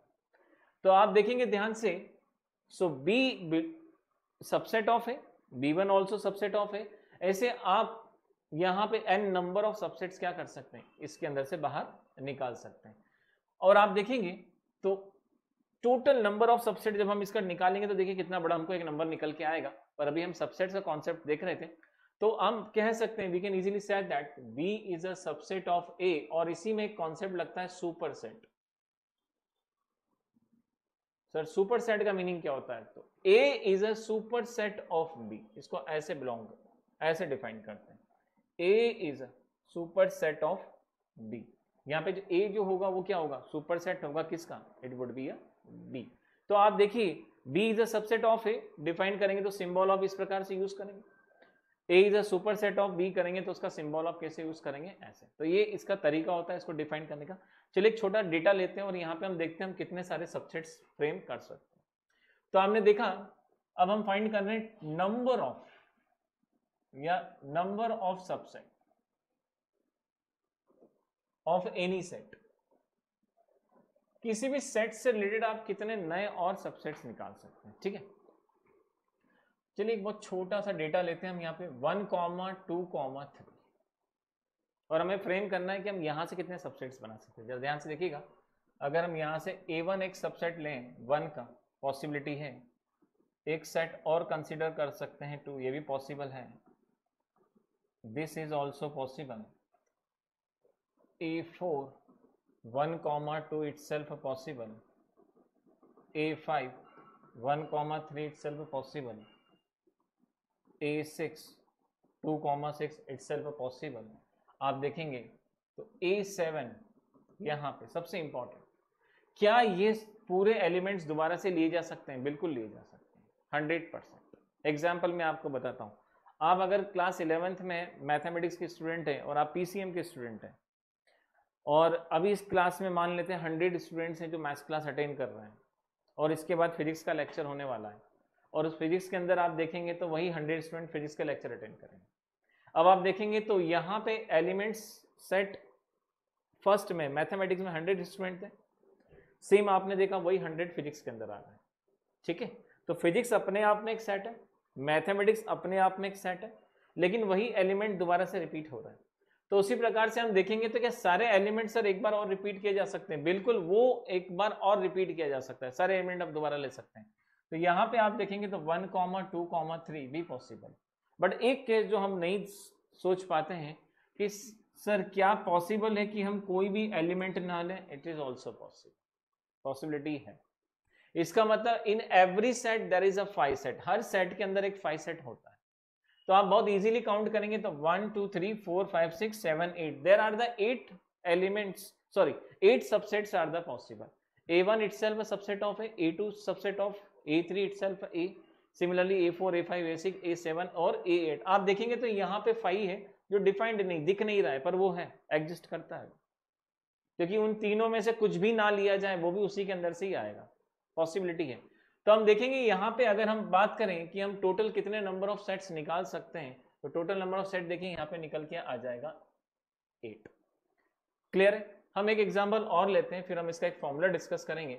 अगर मान लीजिए हमारे पास मात्र 2 एलिमेंट्स होते हैं, ओनली 2 एलिमेंट्स, क्या पॉसिबिलिटी होती? तो सर A1 हमारे पास 1 हो जाता, A2 हमारे पास 2 आ जाता, A3 में सर 1,2 दोनों पॉसिबल है, और सर A4 भी पॉसिबल है, सर कुछ भी ना आता। सो दे आर द 4 पॉसिबिलिटीज। अब आप देखेंगे यहाँ पे तो टोटल कितने केसेस निकल के आ रहे हैं? 4 केसेस निकल के आ रहे हैं। तो all these are called, that is called the subset. ये इसका सबसेट है, ये इसका सबसेट है। लेकिन जब हम इनके टोटल नंबर ऑफ सबसेट्स की बात करते हैं तो इनको एक टर्म बोल दिया जाता है। इस टर्म को हम क्या बोलते हैं? देखिए, the term is called, that is called power of set. Is very important, power of subset. जब हम इन सभी नंबरों को काउंट करते हैं कि टोटल कितने नंबर, इसके कितने सबसेट्स आ सकते हैं, तो जो काउंटिंग टर्मिनोलॉजी होती है उस काउंटिंग टर्मिनोलॉजी को बोलते हैं उसके पावर ऑफ सेट। उसके टोटल कितने पावर होंगे, मतलब पावर के अंदर आपको total number of subsets count करना है। तो आप देखेंगे यहाँ पे 3 एलिमेंट्स से तो 8 आपके पास सबसेट्स आए, यहाँ पे 2 एलिमेंट से तो आप देखेंगे 4 सबसेट आए। तो इसका पावर ऑफ सेट्स का जो फॉर्मूला होता है, इसकी स्पेलिंग चूंकि P से स्टार्ट होती है इसलिए यहाँ पे P मेंशन किया जाता है। जिस सेट को आप रिप्रेजेंट कर रहे हैं उसका यहाँ पे लेटर इस्तेमाल किया जाता है PA, और उसका फॉर्मूला होता है 2 की पावर n। Very important. जहां पे आप देखेंगे n का मतलब होता है नंबर ऑफ एलिमेंट्स। हमारे पास नंबर ऑफ एलिमेंट्स कितने हो गए? 3। जब हम इसको सॉल्व करेंगे यहाँ पे तो power of A equals to 2 to the power 3, आप देखेंगे तो नेट वैल्यू कितनी आ जाएगी? A। फॉर द एग्जाम्पल हम इस सेट को A की जगह पे B सेट लिख लेते हैं, और हमसे बोला जाता है कि इस सेट का PB कितना आ रहा है। देखिए, जब भी P टर्मिनोलॉजी आएगी, P इज अ फिक्स्ड है, आप इसको चेंज नहीं कर सकते। जब भी आप P देखेंगे, P मेंशन है, इसका मतलब वो पावर आपसे पूछ रहा है। तो अगर आपसे बोला गया PB कितना निकल के आ रहा है, तो यहाँ पे आप देखेंगे तो PB मतलब 2 टू दी पावर n आ जाएगा। टोटल नंबर ऑफ एलिमेंट्स हमारे पास 2 हैं, तो यहाँ से जब हम PB फाइंड करेंगे तो देखिए 2 की पावर 2 हो जाएगा, और नेट वैल्यू कितनी आ जाएगी? यहाँ पे आ जाएगा 4। तो इस प्रकार से आपने देखा कि हमने यहाँ पे सबसेट्स का एक बेसिक कंसेप्ट आप सीखा। आज हमने सेट का फर्स्ट लेक्चर अटेंड करा है, जिसके अंदर हमने बहुत बेसिक लेवल पे बात करी, सेट का एक फ्रेमवर्क तैयार करा है कि सेट को हमें किस फॉर्म में स्टडी करना है। सेकंड लेक्चर में हम यहाँ से पावर ऑफ सेट्स की कुछ प्रॉपर्टी डिस्कस करेंगे, और इसके आगे हम इसके नंबर ऑफ सेट्स के बारे में पढ़ेंगे। तब तक के लिए आप बिल्कुल इसको स्टडी करें, और कोई भी कमेंट, कोई भी डाउट है तो बिल्कुल हमें कमेंट बॉक्स में मेंशन करें। क्लियर है? तो आई होप सो आपको ये कंसेप्ट समझ में आया होगा। इसको रिवाइज करें। Thank you very much.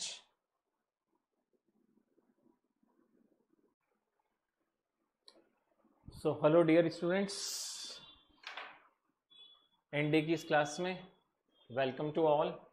और देखिए, हमने कल सेट का एक बेसिक फॉर्मेट डिस्कस करा था, और उसका थ्योरेटिकल पार्ट, उसका वेन डायग्राम कॉन्सेप्ट हमने अपने फर्स्ट वीडियो में डिस्कस करा था।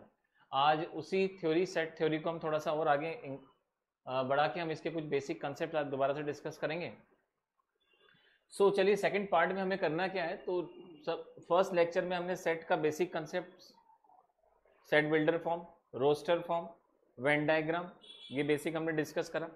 देन हमने डिस्कस करा उसके अंदर की हम सबसेट को कैसे डिफाइन कर सकते हैं, और हमने उसके पावर ऑफ सेट्स का, ये हमारा फर्स्ट लेक्चर का डेटा था, कंटेंट था। Today we will discuss about apart from this. So चलिए, आज हम स्टार्ट करेंगे। तो देखिए, कल हम जो डिस्कस कर चुके थे वो हमने डिस्कस करा था सबसेट। आज हम डिस्कस करेंगे union. So union of set, आज हमारा जो टॉपिक है वो है यूनियन ऑफ सेट। तो चलिए स्टार्ट करते हैं।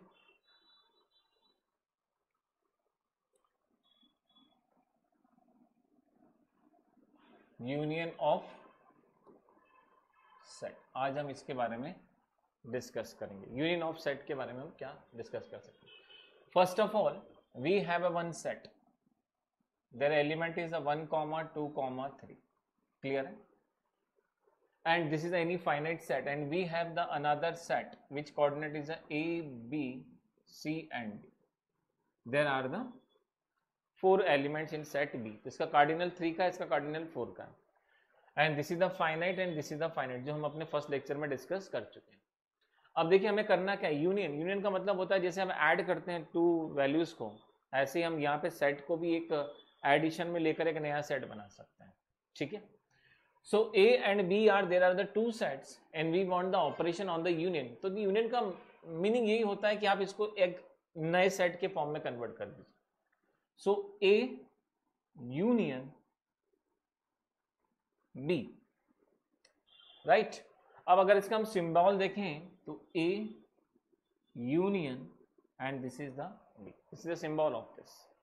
अब जैसे आप इसको यूनियन करेंगे तो देखिए आपको यहां से एक नया सेट मिल जाएगा। So A union B is equals to, और हमें 1, 2, 3 ए बी सी एंड।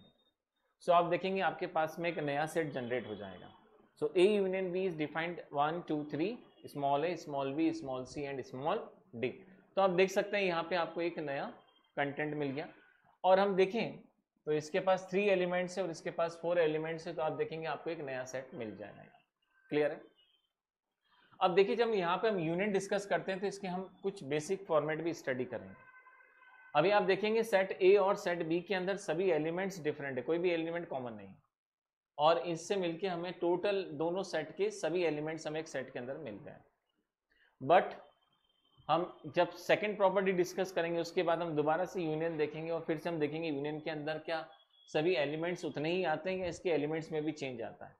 तो ये यूनियन का कॉन्सेप्ट था, आपने 2 को एक सेट में कन्वर्ट कर दिया। सिमिलरली अगर मैं आपसे कहूँ कि हमारे पास एक सेट और होता सी सेट, तो that is the x y and z, और भी हम एलिमेंट्स यहाँ पे ले सकते हैं।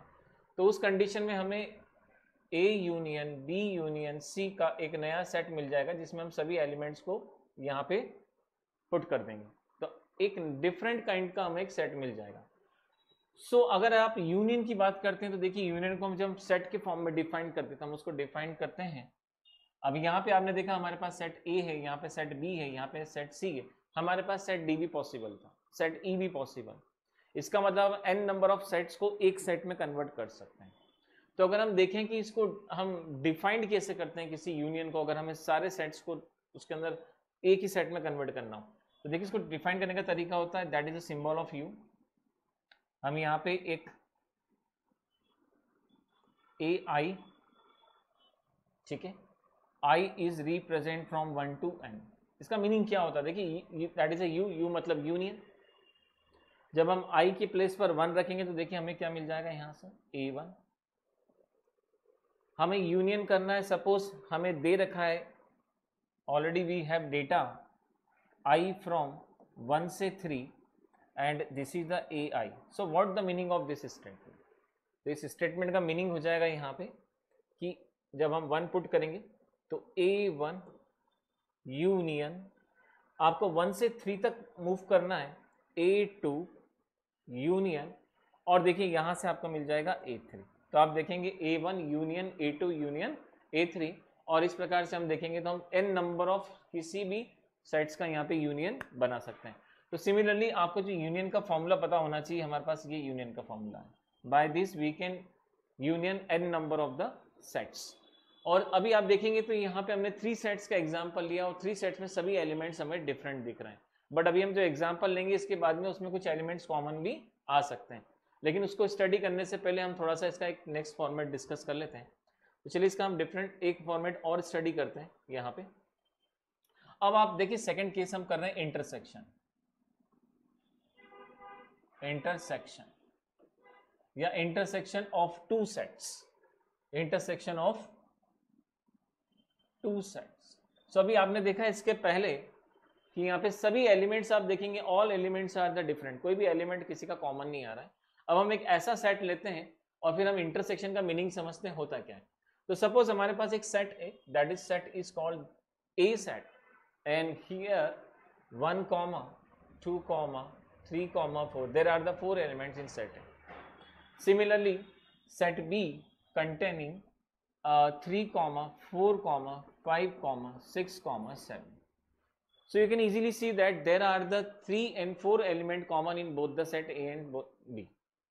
So अब आपको करना क्या है, देखिए आपको इंटरसेक्शन फाइंड करना है। So to find A intersection B, first of all तो ये इसका सिंबल होता है। So A intersection B. अब आप देखेंगे इंटरसेक्शन का सिंबल हम क्या यूज करेंगे यहाँ पे, तो इंटरसेक्शन का जो सिंबल होता है that symbol is represent by A. Clear है? अब आप देखेंगे ए इंटरसेक्शन बी ये सिंबल है, तो इसको एक काम करते हैं, समझने से पहले इसका एक वेन डायग्राम ड्रॉ कर लेते हैं। सो आप देखेंगे इंटरसेक्शन जैसे मीनिंग से समझ में आ रहा है, कुछ इंटरसेक्ट हो रहा है, उसमें कुछ कट रहा है, तो चेक करते हैं। तो that is a first set A and that is the coordinate 1 2 3 and 4। तो देखिए काम करते हैं हम यहाँ पे सेट बी भी ड्रॉ कर लेते हैं, और आप देखेंगे कुछ एलिमेंट्स 3 एंड 4 दोनों के पास है। There are the 3 and 4 elements which having both the sets, and 1 and 2 element of set A, and here that 5 6 7 element of B. So आप देखेंगे there are the 2 sets and this expression is represent common, जो दोनों के पास हो। intersection का मतलब common, तो 3 and 4 and 3 and 4 दोनों के पास है। सो अगर हम यहां पे देखें तो ये पोर्शन जो कहलाता है that portion is called the this one. आप देखेंगे तो ये वाला पूरा portion that is called the intersection. This is the intersection. So हमें जो फाइंड करना है, देखिए हमें क्या फाइंड करना है, तो हमें फाइंड करना है ए इंटरसेक्शन बी। सो आप वो सभी एलिमेंट्स यहाँ पे डिफाइन करेंगे जो दोनों में कॉमन निकल के आ रहे हैं। तो देखिए हमें यहां से मिल जाएगा 3 and 4। So 3 and 4 are the intersection of these two sets। अब देखिए ये था आपके सामने सेकंड एग्जांपल इंटरसेक्शन का, और इसके पहले जो हमने डिस्कस करा था, हमने डिस्कस करा था यूनियन के बारे में, that is the first and second.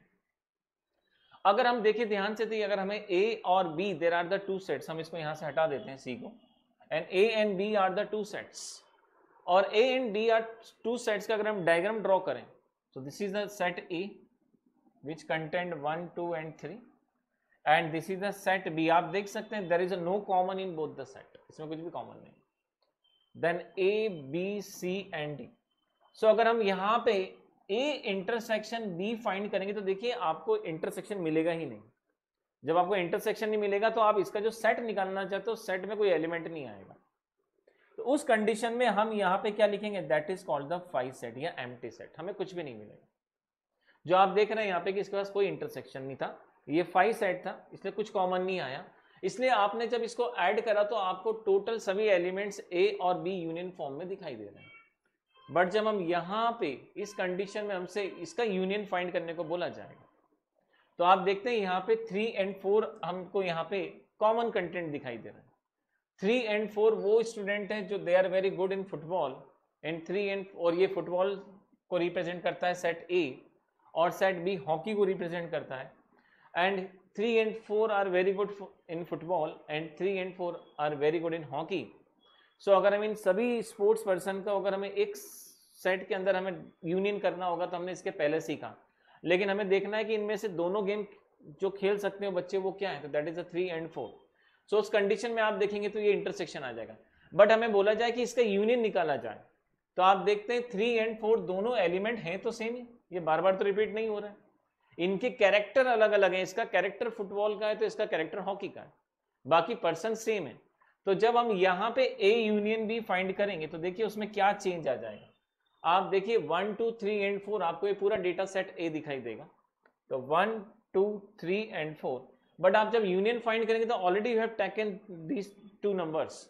सो आपके पास क्या मिलेगा बच्चों, आपको मिलेगा 5 6 and 7। तो उस कंडीशन में हमें नंबर मिल जाएगा 5 6 and 7।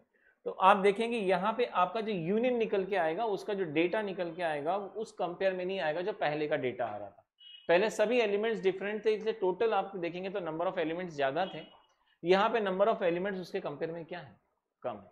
तो इंटरसेक्शन के कारण यूनियन के एलिमेंट्स कम हो जाते हैं अगर उनके बीच कोई इंटरसेक्शन है तो, और अगर उनके बीच कोई इंटरसेक्शन नहीं होंगे तो उसके सभी एलिमेंट्स प्रॉपर उतने ही एलिमेंट्स हमें दिखाई देते हैं। तो हमने देखा यहाँ से ये यूनियन का केस था और ये इंटरसेक्शन का केस था। तो देखिए union symbol and intersection symbol हमने डिस्कस करने के बाद अब हम थोड़ा सा फिर आगे बढ़ते हैं और हम अगेन 2 सेट स्टडी करते हैं। क्लियर है? अब आप देखेंगे टू सेट स्टडी के अंदर हम यहाँ पे two sets A and B का एग्जांपल लेते हैं और इसके लिए हम थोड़ा सा प्रीवियस स्लाइड में मूव करते हैं। अब आप देखेंगे तो यहाँ पे there are the two sets, इनमें कोई इंटरसेक्शन नहीं आ रहा है, इनका इंटरसेक्शन 5 निकल के आ रहा है। सो जब आपके सामने ऐसे सेट आ जाते हैं जिसके अंदर टू सेट्स हों, जिसमें कुछ कॉमन नहीं आ रहा है, जिनका इंटरसेक्शन ए और इंटरसेक्शन बी या बी इंटरसेक्शन ए इंटरसेक्शन कुछ भी करें, हर कंडीशन में आपको रिजल्टेंट क्या मिलेगा, आपको एक 5 रिजल्ट मिलेगा। ऐसे सेट क्या कहलाते हैं? Such set is called, that is called disjoint set. Both sets are, that is called the disjoint sets. Set A,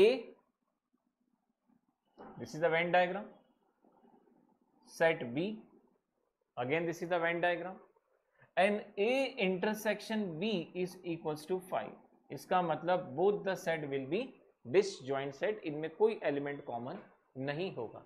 ऐसे n number of sets हो सकते हैं जो सभी different हो, जिनका disjoint सभी disjoint हो, और इन सब का इंटरसेक्शन जो निकल के आएगा वो कितना होगा? 5 निकल के आ जाएगा। तो आपने देखा यहां से कि there are the two sets थे, ये दोनों डिसजॉइंट सेट थे। और अगर हम इस एग्जांपल को देखें तो they are not called the disjoint, इनमें कुछ टर्म कॉमन आ रही, और ये टर्म कॉमन आ रही इसलिए ये डिसजॉइंट नहीं होंगे। तो चलिए हम आगे बढ़ते हैं। तो हमने नंबर ऑफ सेट्स डिस्कस करे, हमने नल सेट डिस्कस करा, हमने फाइनाइट इनफाइनाइट सेट डिस्कस करा, उसके बाद हमने डिस्कस करा सबसेट्स क्या होते हैं, फिर हमने पावर सेट डिस्कस करा, फिर आज हमने डिस्कस करा अपने फर्स्ट लेक्चर के बाद सेकंड लेक्चर में यूनियन सेट क्या होते हैं और इंटरसेक्शन, और उसके बाद हमने डिस्कस करा डिसजॉइंट सेट। अब देखिए अगर हम अगला केस डिस्कस करते हैं, हम डिस्कस करने वाले हैं A intersection B is not equals to 5, A intersection B 5 नहीं। सेकंड हम डिस्कस करेंगे A is not a subset of B और B is not a subset of A, ना तो वो उसका सबसेट है और ना ही वो उसका सबसेट है। ऐसे केस को जब हम स्टडी करेंगे तो देखिए हम इसको किस फॉर्म में रिप्रेजेंट करेंगे। सो अगर ए और बी का इंटरसेक्शन 5 नहीं है और दोनों एक दूसरे के सबसेट नहीं है, इसका मतलब उनका जो स्ट्रक्चर बनेगा वेन डायग्राम का वो बिल्कुल ऐसा ही होगा। These are the two cases. अब देखिए यहां से हम थोड़ा सा और आगे मूव करते हैं। जब आप देखेंगे यहाँ पे there are the two sets, हम कुछ एलिमेंट ले लेते हैं इसमें 1 2 3 4 5 6 7 8 एंड 9, These are the, और देखिए हम यहां से और कितने नए सेट्स फाइंड कर सकते हैं। सो जब A and B not subset to each other and their intersection है नॉट 5, उस कंडीशन में देखिए हम यहां से पहला सेट डिस्कस करेंगे, इसी से रिलेटेड हम करेंगे यहां पे difference of set, difference of set. तो अब हम डिस्कस करने वाले हैं डिफरेंस ऑफ सेट क्या होगा। तो देखिए डिफरेंस ऑफ सेट को हम टू तरह से डिफाइन कर सकते हैं। आप देख रहे हैं हमारे पास ए और बी टू सेट है, हम इसको डिफाइन करते हैं ए डिफरेंस बी, या हम डिफाइन करेंगे बी डिफरेंस। क्लियर? सपोज हम बात करते हैं ए डिफरेंस बी का मीनिंग क्या होता है, what the meaning of A difference B. तो देखिए ए डिफरेंस बी हम फाइंड करेंगे तो हम इसको वेन डायग्राम से समझते हैं। ए डिफरेंस बी आप देखिए सिर्फ इन एलिमेंट्स को रिप्रेजेंट करेगा, only they are represent these elements. This is the entire part of A difference. You can see that expression is represent a difference, only this part is represent by a difference. इसको minus नहीं हम बोलते हैं, that is called the A difference B. And जब हम बोलते हैं what the meaning of B difference A, तो बी डिफरेंस ए के जब हम पार्ट की बात करेंगे, so this is the part of B difference, this is the part of B difference A। so A difference B जब हम एलिमेंट के फॉर्म में इसको डिफाइन करेंगे तो A difference B will be that is called 1 2 and 3, right? और जब हम B difference A की बात करते हैं which is represented by 6 7 8 9,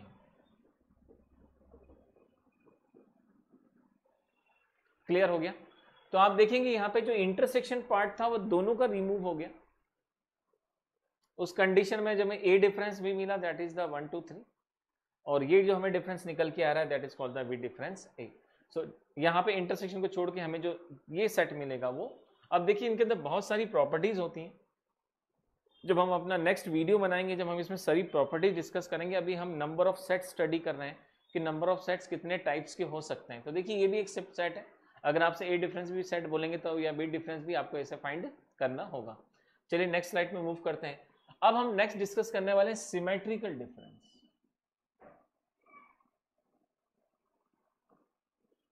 symmetrical difference, what is the meaning of the symmetrical difference, इसके लिए एक बार फिर से स्टडी करते हैं।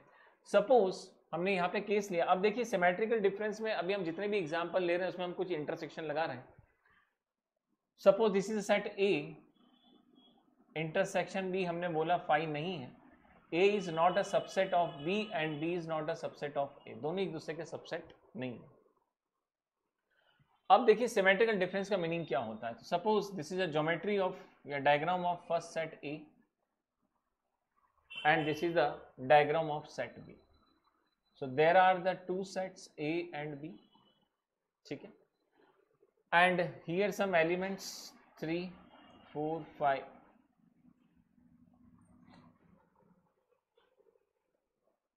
3 5 7 9 11 12, क्लियर है। अब देखिए what the meaning of the symmetrical difference. Symmetrical difference क्या होता है? एक्चुअली में सिमेट्रिकल डिफरेंस यूनियन होता है। यूनियन किसका होता है? इंटरसेक्शन को छोड़ के बाकी सभी एलिमेंट्स को आप एक सेट के अंदर डिफाइन कर सकते हैं। तो जब हम डिफाइन करते हैं यहाँ पे एक सेट के अंदर, देखिए उसको हम कैसे मेंशन करेंगे यहाँ पे। तो अगर हमको यहाँ से निकालना है सिमेट्रिकल डिफरेंस, तो देखिए सबसे पहले आप उसको डिफाइन कैसे करेंगे। तो सिमेट्रिकल डिफरेंस आप सबसे पहले देखिए, दिस इज द डायग्राम, हम यहाँ पे ये वाला पोर्शन हाईलाइट कर रहे हैं, दिस वन जिसे हमने अभी बोला था A difference B and this one and this is the B difference, clear है। अब आप देखेंगे दोनों अगर आपको लेना है, इसका मतलब आपको इसका यूनियन करना है, और यूनियन करना है मतलब आप क्या करेंगे, A difference B union B difference, clear है। इसी को शॉर्ट में लिखने का तरीका होता है ए सिमेट्रिकल डिफरेंस बी। इसी टर्म को हम इस फॉर्म में भी रिप्रेजेंट कर सकते हैं। तो ए सिमेट्रिकल डिफरेंस बी या A difference B union B difference A, जब हम इसको डिफाइन करेंगे तो देखिए हमें नंबर ऑफ एलिमेंट्स क्या मिलेंगे। तो 3 and 5 को छोड़ के आप देखेंगे तो आपको सभी एलिमेंट्स मिल जाएंगे। सो दैट इज द 1 2 4 7 9 11 एंड 12। तो इस प्रकार से आप देखेंगे इन दोनों को हमने एक यूनियन में करके एक नया सेट फ्रेम कर दिया। तो अभी तक आप यही देख रहे हैं कि जब टू सेट्स पे हम ऑपरेशंस लगा रहे हैं, डिफरेंट ऑपरेशंस लगा रहे हैं, तो हमें उसके डिफरेंट रिजल्ट्स बाहर निकल के आ रहे हैं। इन सब ऑपरेशन का एक एप्लीकेशन पार्ट होता है जो कॉम्पिटिटिव एग्जाम में पूछा जाता है, क्लियर है। तो आप देखेंगे यहाँ पे सिमेट्रिकल डिफरेंस हो गया। बाद में जब अपना प्रॉपर्टीज करेंगे तो उसमें हम आपको बताएंगे इस पोर्शन को बोला जाता है only A part, only this one, और इस पोर्शन को बोला जाता है ओनली बी पार्ट। और जब हम इन दोनों को देखते हैं तो ये ओनली ए और ओनली बी, जो आपको सारी टर्मिनोलॉजीज हम बाद में सिखाएंगे। बट अभी हम नंबर ऑफ सेट डिस्कस कर रहे हैं, तो देखिए यहाँ से भी हमको एक सेट दिखाई देगा जो इस फॉर्म में रिप्रेजेंट करेगा। सपोज हम एक एग्जांपल और लेते हैं कि हमारे पास A and B two sets होते और उनका इंटरसेक्शन 5 होता। एग्जांपल के लिए 1 2 3 A B C and D, this is the set A and this is the set B, और हमसे ए डेल्टा बी राइट या ए सिमेट्रिकल डिफरेंस बी पूछा जाता है इस सेट का। तो कोई प्रॉब्लम नहीं है, दोनों डिसजॉइंट सेट है, आप दोनों को क्लब कर सकते हैं। और जैसे ही आप दोनों को क्लब करेंगे तो 1 2 एंड 3 और आपको मिल जाएगा A B C and D.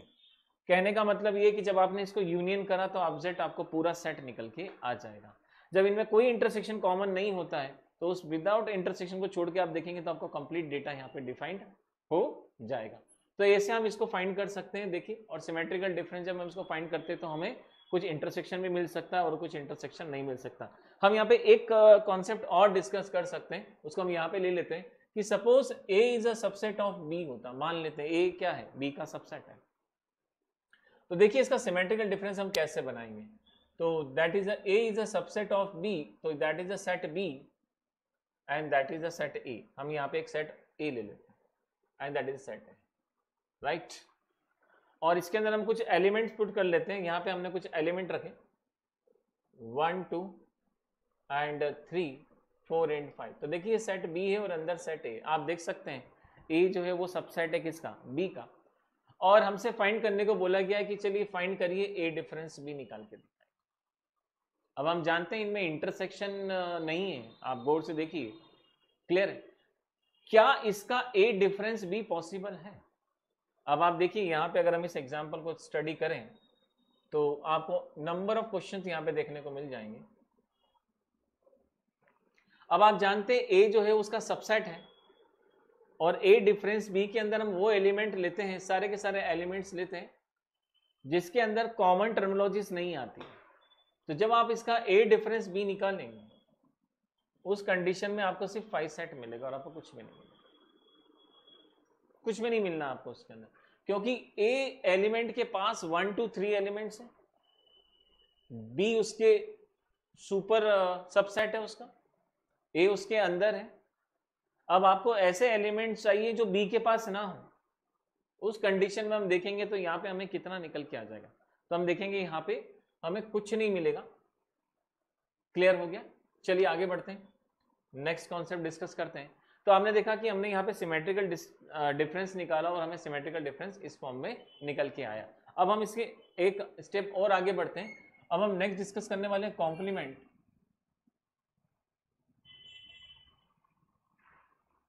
Complement of set हम डिस्कस करेंगे यहाँ पे, कॉम्प्लीमेंट ऑफ सेट, और इसी के पैरेलल डिस्कस किया जाता है यूनिवर्सल सेट।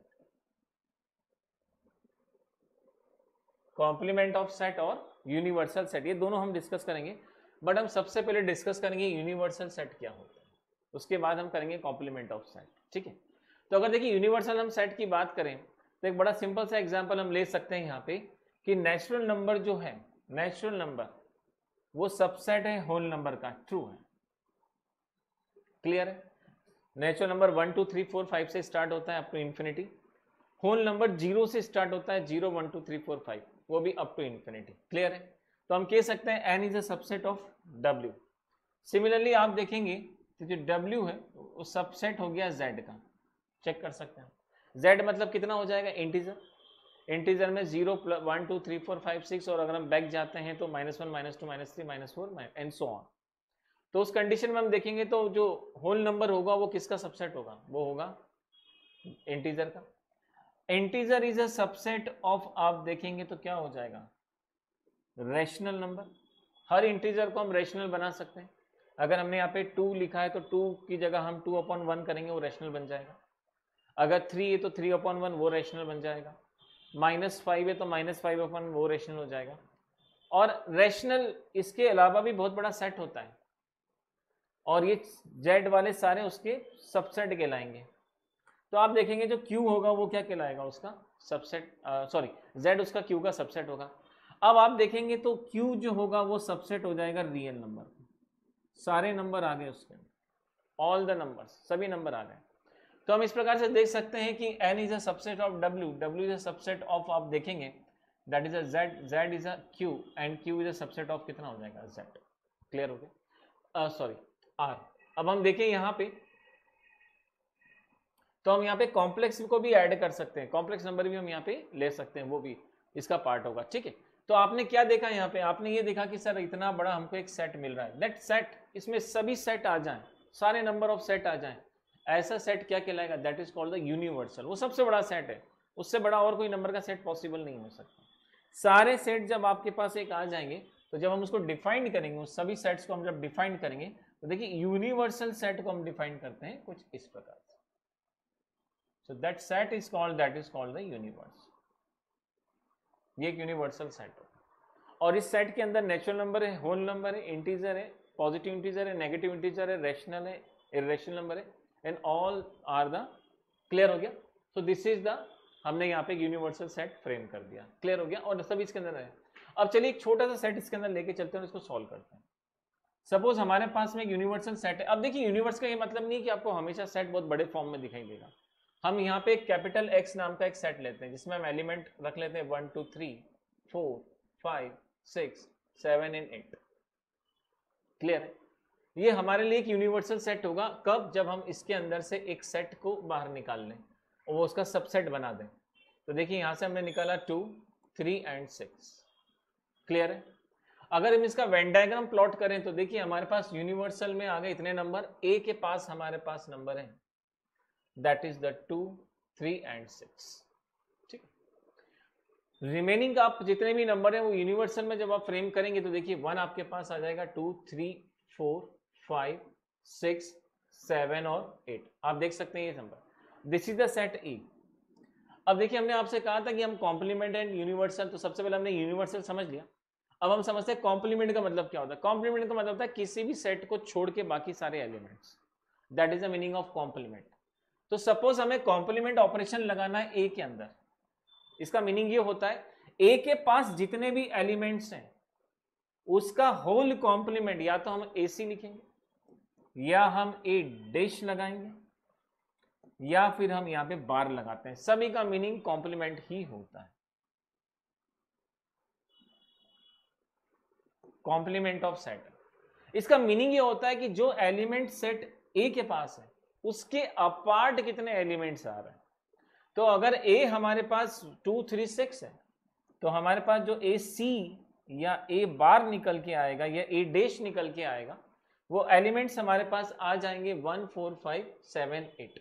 सो 1, 4, 5, 7 और 8। तो आप ध्यान से देखिए ये ए का कॉम्प्लीमेंट हमने यहां पे फ्रेम किया गया है।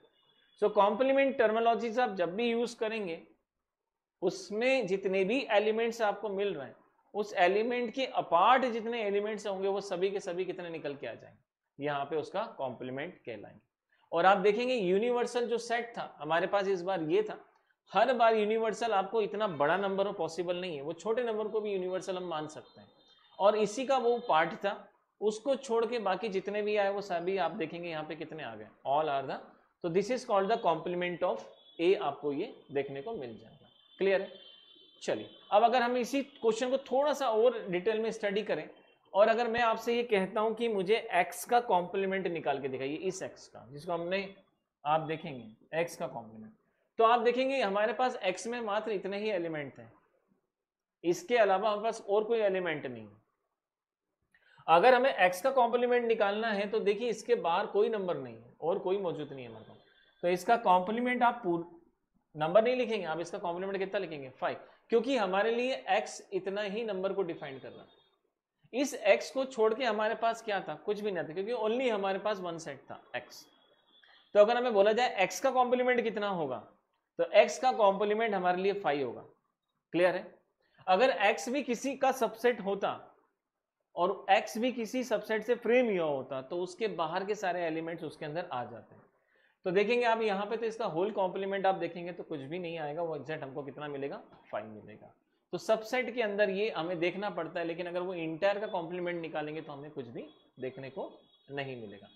तो देखिए आज हमने यहाँ पे जो बेसिक डिस्कशन करा है वो हमने सिर्फ नंबर ऑफ सेट्स को स्टडी करा और हमने यहाँ पे ये देखा कि हमने कितने टाइप के सेट डिस्कस करे। देखिए हमने फाइनाइट, हमने इनफाइनाइट करा, हमने सेट को डिफाइन करा, उसके बाद नल सेट हमने डिस्कस करा। नल सेट डिस्कस करने के बाद में देन हमने फिर ये करा कि यूनियन क्या होता है, पावर ऑफ सेट्स क्या होता है, इंटरसेक्शन कॉन्सेप्ट्स क्या होता है, सबसेट्स क्या होते हैं, कितने सबसेट्स हमें मिल सकते हैं। देन हमने डिसजॉइंट कॉन्सेप्ट डिस्कस करा, देन हमने डिफरेंस ऑफ सेट डिस्कस करा, देन हमने सिमेट्रिकल डिफरेंस डिस्कस करा और इस प्रकार से फिर हमने यूनियन एंड देन उसके बाद में कॉम्प्लीमेंट। तो इस प्रकार से आपने जितने भी सेट्स यहाँ पे स्टडी करें वो सभी सेट्स ऑलमोस्ट हमने कवर कर लिए इस लेक्चर 1 और लेक्चर 2 में। कल जब हम नेक्स्ट एक इसका वीडियो अपलोड करेंगे तो उस समय जब हम डिस्कस करेंगे वो हम करेंगे इन सभी सेट्स पे कितने ऑपरेशन लगेंगे, लीस्ट का मतलब क्या होता है, और का मीनिंग क्या होता है, एंड का मीनिंग क्या होता है, ऑल ऑफ देम का मतलब क्या होता है, एट लीस्ट कॉन्सेप्ट्स क्या होता है, एट मोस्ट कॉन्सेप्ट्स क्या होता है, एंड देन हम अपने नेक्स्ट वीडियो में डिस्कस करेंगे कि 3 सेट्स का कॉन्सेप्ट्स क्या होता है।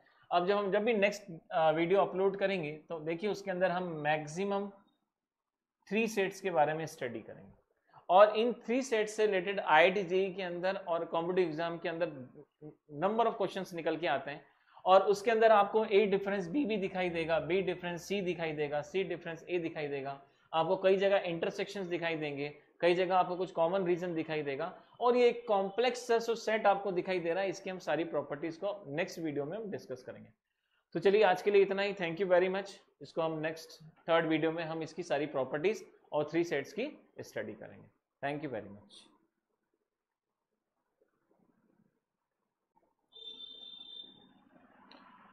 हेलो डियर स्टूडेंट्स, आज एनडीए की इस क्लास में हम सेट थर्ड इसका लेक्चर लेंगे और theory first, theory second and today हम डिस्कस करेंगे थर्ड थ्योरी। ओके, आज ऑलमोस्ट हम इसके सभी थ्योरेटिकल पार्ट को कंप्लीट कर देंगे एंड देन हमारा जो फोर्थ वीडियो होगा उसके अंदर हम सभी एनडीए से रिलेटेड और आईआईटी जेईई से रिलेटेड हम पीवाईक्यूज अप्लाई करेंगे।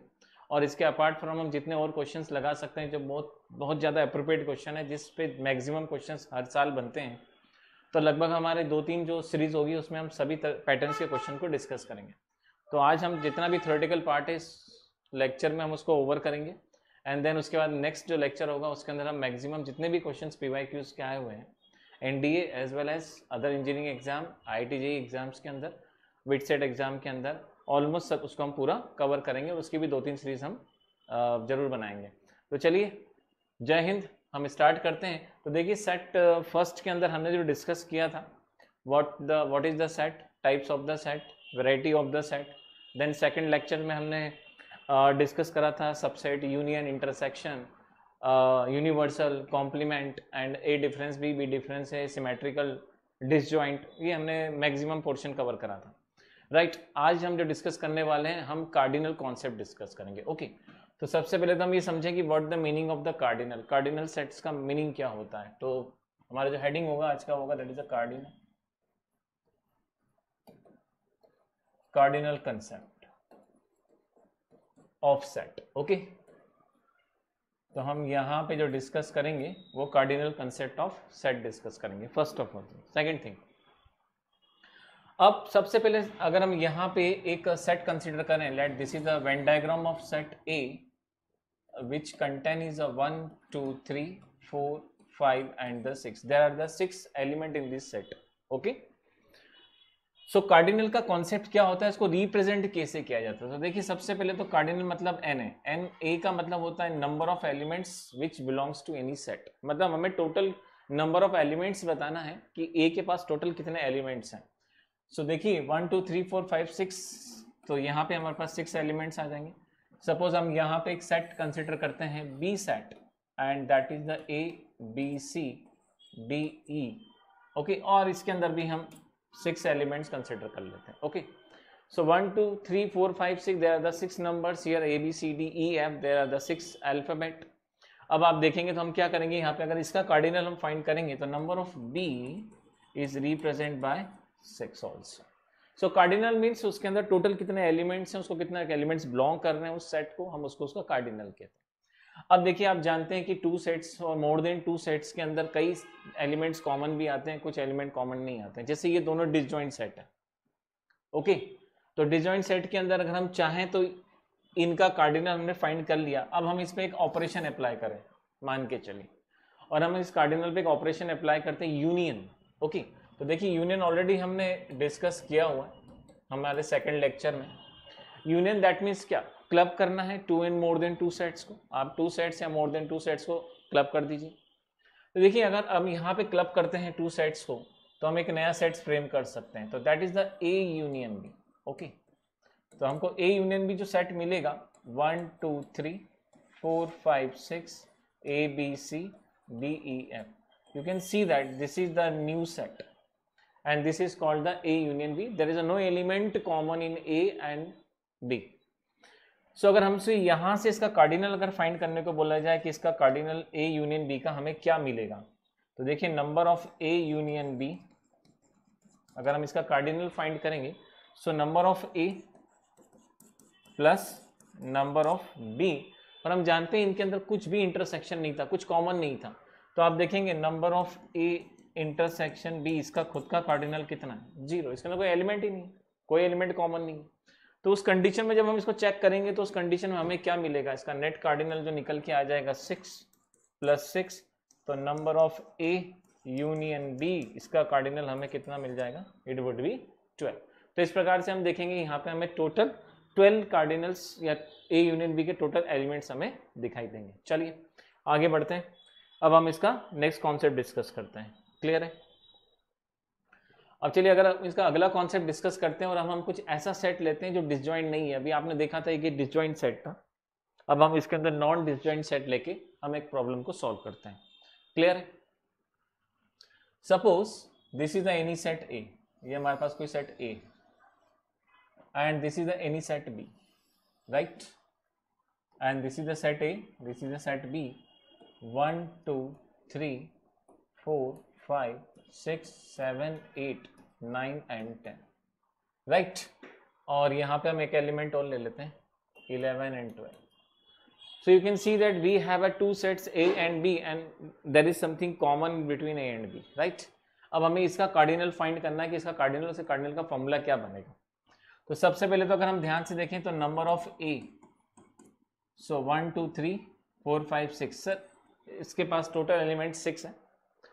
हम यहाँ देखें नंबर ऑफ B, सो 1 2 3 4 5 6 7 8, इसके कार्डिनल्स हो गए 8, और इस बार हम जानते हैं इसका इंटरसेक्शन 5 नहीं होगा, तो number of A intersection B और इसका कार्डिनल हमारे पास कितना आ जाएगा, 2 आ जाएगा। अब हम क्या चाहते हैं, हम चाहते हैं इसका यूनियन करें और इसका टोटल वैल्यू हम फाइंड करें। तो देखिए number of A union B हमें फाइंड करना है, कितना होगा, तो हम बहुत इजीली इसका फॉर्मूला ड्राइव कर सकते हैं। तो number of A union B equals to number of A, देखिए उस नंबर ऑफ A के अंदर ये 3 और 8 भी आ रहा है, राइट, मतलब 1 2 3 4 ये दोनों एलिमेंट भी इसके अंदर आ रहे हैं, प्लस नंबर ऑफ B, आप देखेंगे इस नंबर ऑफ B के अंदर भी देखिए 3 और 8 अगेन रिपीट हो गया। अब आप जानते हैं कि अगर जब इसका आप यूनियन करेंगे तो इसका इंटायर जो यूनियन निकल के आएगा उस यूनियन के अंदर 3 और 8 तो एक बार ही लिखा जाएगा, only you will write down in one time, they are repeat 2 times, they are come in the set A as well as set B also. So यहाँ पे आपको क्या करना पड़ेगा, एक बार आपको रिड्यूस करना पड़ेगा, अदरवाइज आपका डेटा मैच नहीं करेगा। अगर हम इसका टोटल A यूनियन B अगर फाइंड करें तो देखिए इसका A यूनियन B आप देखेंगे तो 1 2 3 4 5 6 7 8 9 10 11 12 टोटल 12 एलिमेंट आना चाहिए। बट अगर आप इसकी जगह पे नंबर पुट करेंगे 6 और यहाँ पे आप 8 पुट करेंगे तो 6 + 8 आप देखिए 14 आ रहा है, जबकि टोटल एलिमेंट्स हमारे पास 12 आना चाहिए। 14 इसलिए आ रहा है क्योंकि ये नंबर 2 बार रिपीट हो गया। तो आपको कुछ नहीं करना है, इसको फॉर्मूले को जब हम फ्रेम करेंगे यहाँ पे तो नंबर ऑफ आपको माइनस करना पड़ेगा A इंटरसेक्शन B ऑल्सो। जिसका डिसजॉइंट सेट होता है तो उसका इंटरसेक्शन हमेशा 5 होता है, लेकिन ये डिसजॉइंट सेट नहीं है। उस कंडीशन में आप देखेंगे तो इसका जो कार्डिनल निकल के आ जाएगा, तो हम इसका कार्डिनल निकालते हैं यहाँ पे, तो number of A union B हमको मिल जाएगा, इट वुड बी 6 8 एंड -2। तो हम जब सॉल्व करेंगे तो इसका जो कार्डिनल हमें मिलेगा वो हमको कार्डिनल इसका मिल जाएगा A यूनियन B और इट वुड बी, आप देख सकते हैं 12। तो आपने देखा इस प्रकार से हमने इसका वैल्यू को फाइंड आउट करा और इसको हमने सॉल्व कर लिया। अब चलिए इसी क्वेश्चन को हम थोड़ा सा और आगे डिस्कस करते हैं। अब अगर हमें कार्डिनल फाइंड करना हो this one, only this one, आप देखेंगे हमको ये कार्डिनल फाइंड करना है, राइट। तो अगर हमें ये कार्डिनल फाइंड करना है, ओनली दिस कार्डिनल, अब आप देखिए this one only, this one only, this cardinal only. और हम जानते हैं जो कार्डिनल आप देख रहे हैं इस कार्डिनल को हमको डिफाइन करना है, तो हम इसको डिफाइन करते हैं, that is called the A difference B. इसके अंदर हमें ए डिफरेंस बी है। तो चलिए आज हम इसको सॉल्व करते हैं इस प्रॉब्लम को। तो अगर इसको हम यहीं पे डिस्कस करें इस प्रॉब्लम को, तो देखिए सबसे पहले तो आपको ये कॉन्सेप्ट बहुत क्लियर होना चाहिए कि ए डिफरेंस बी, जिसमें ऐसा एलिमेंट जो 1 2 6 एंड 7 बी के पास नहीं है, बी के पास 3 और 8 है, पर बी के पास ये 4 एलिमेंट्स नहीं है, तो इसको हम बोलते हैं only A, that is called only A, जो सिर्फ ए के पास में। ऑल दीज 4 एलिमेंट्स हम देखेंगे तो ये सभी के सभी एलिमेंट्स किसके पास निकल के आ रहे हैं, ये सारे एलिमेंट्स हमारे पास ए के पास निकल के आ रहे हैं। क्लियर है? तो this is called the only A. तो आप सब जो कार्डिनल आज निकालने वाले हैं वो ओनली ए का कार्डिनल्स निकालने वाले हैं, ठीक है। तो यहाँ सबसे पहले तो इंपॉर्टेंट पॉइंट ये है कि आपको इसका कंसेप्ट पता होना चाहिए कि ओनली ए का मीनिंग क्या होगा। तो यहाँ पे हम देखेंगे इंटरसेक्शन जो है उसको छोड़ के हम ए डिफरेंस बी फाइंड करेंगे। तो ए डिफरेंस बी का अगर आप कार्डिनल निकालते हैं ओनली ए का, तो देखिए उसका कार्डिनल निकालने के लिए यहाँ पे आप देखेंगे number of A difference B. अब आप एक काम कर सकते हैं, पूरा सेट ए यूज कर लीजिए, कंप्लीट ए सेट ले लीजिए। अब आपको समझ में आ रहा होगा। तो आप देखेंगे यहाँ पे जैसे कंप्लीट सेट ए आप लेंगे तो नंबर ऑफ ए ये आपको मिल जाएगा माइनस, अब आप देखेंगे तो ये इंटरसेक्शन पाथ है, आप इसको सब्ट्रैक्ट कर दीजिए, minus number of A intersection B. तो इस प्रकार से आप देखेंगे यहाँ पे जो आपको ओनली ए का कोऑर्डिनेट निकल के आएगा, जिसके अंदर we have only 2 sets A and B, so A difference B, only A का जो कोऑर्डिनेट आपको मिलेगा number of A minus number of A difference B. हम चाहे तो इसको चेक कर सकते हैं 1 2 3 4 5 6, तो देखिए यहाँ 6 एलिमेंट है और इंटरसेक्शन आप देखेंगे तो आपके पास 2 एलिमेंट है।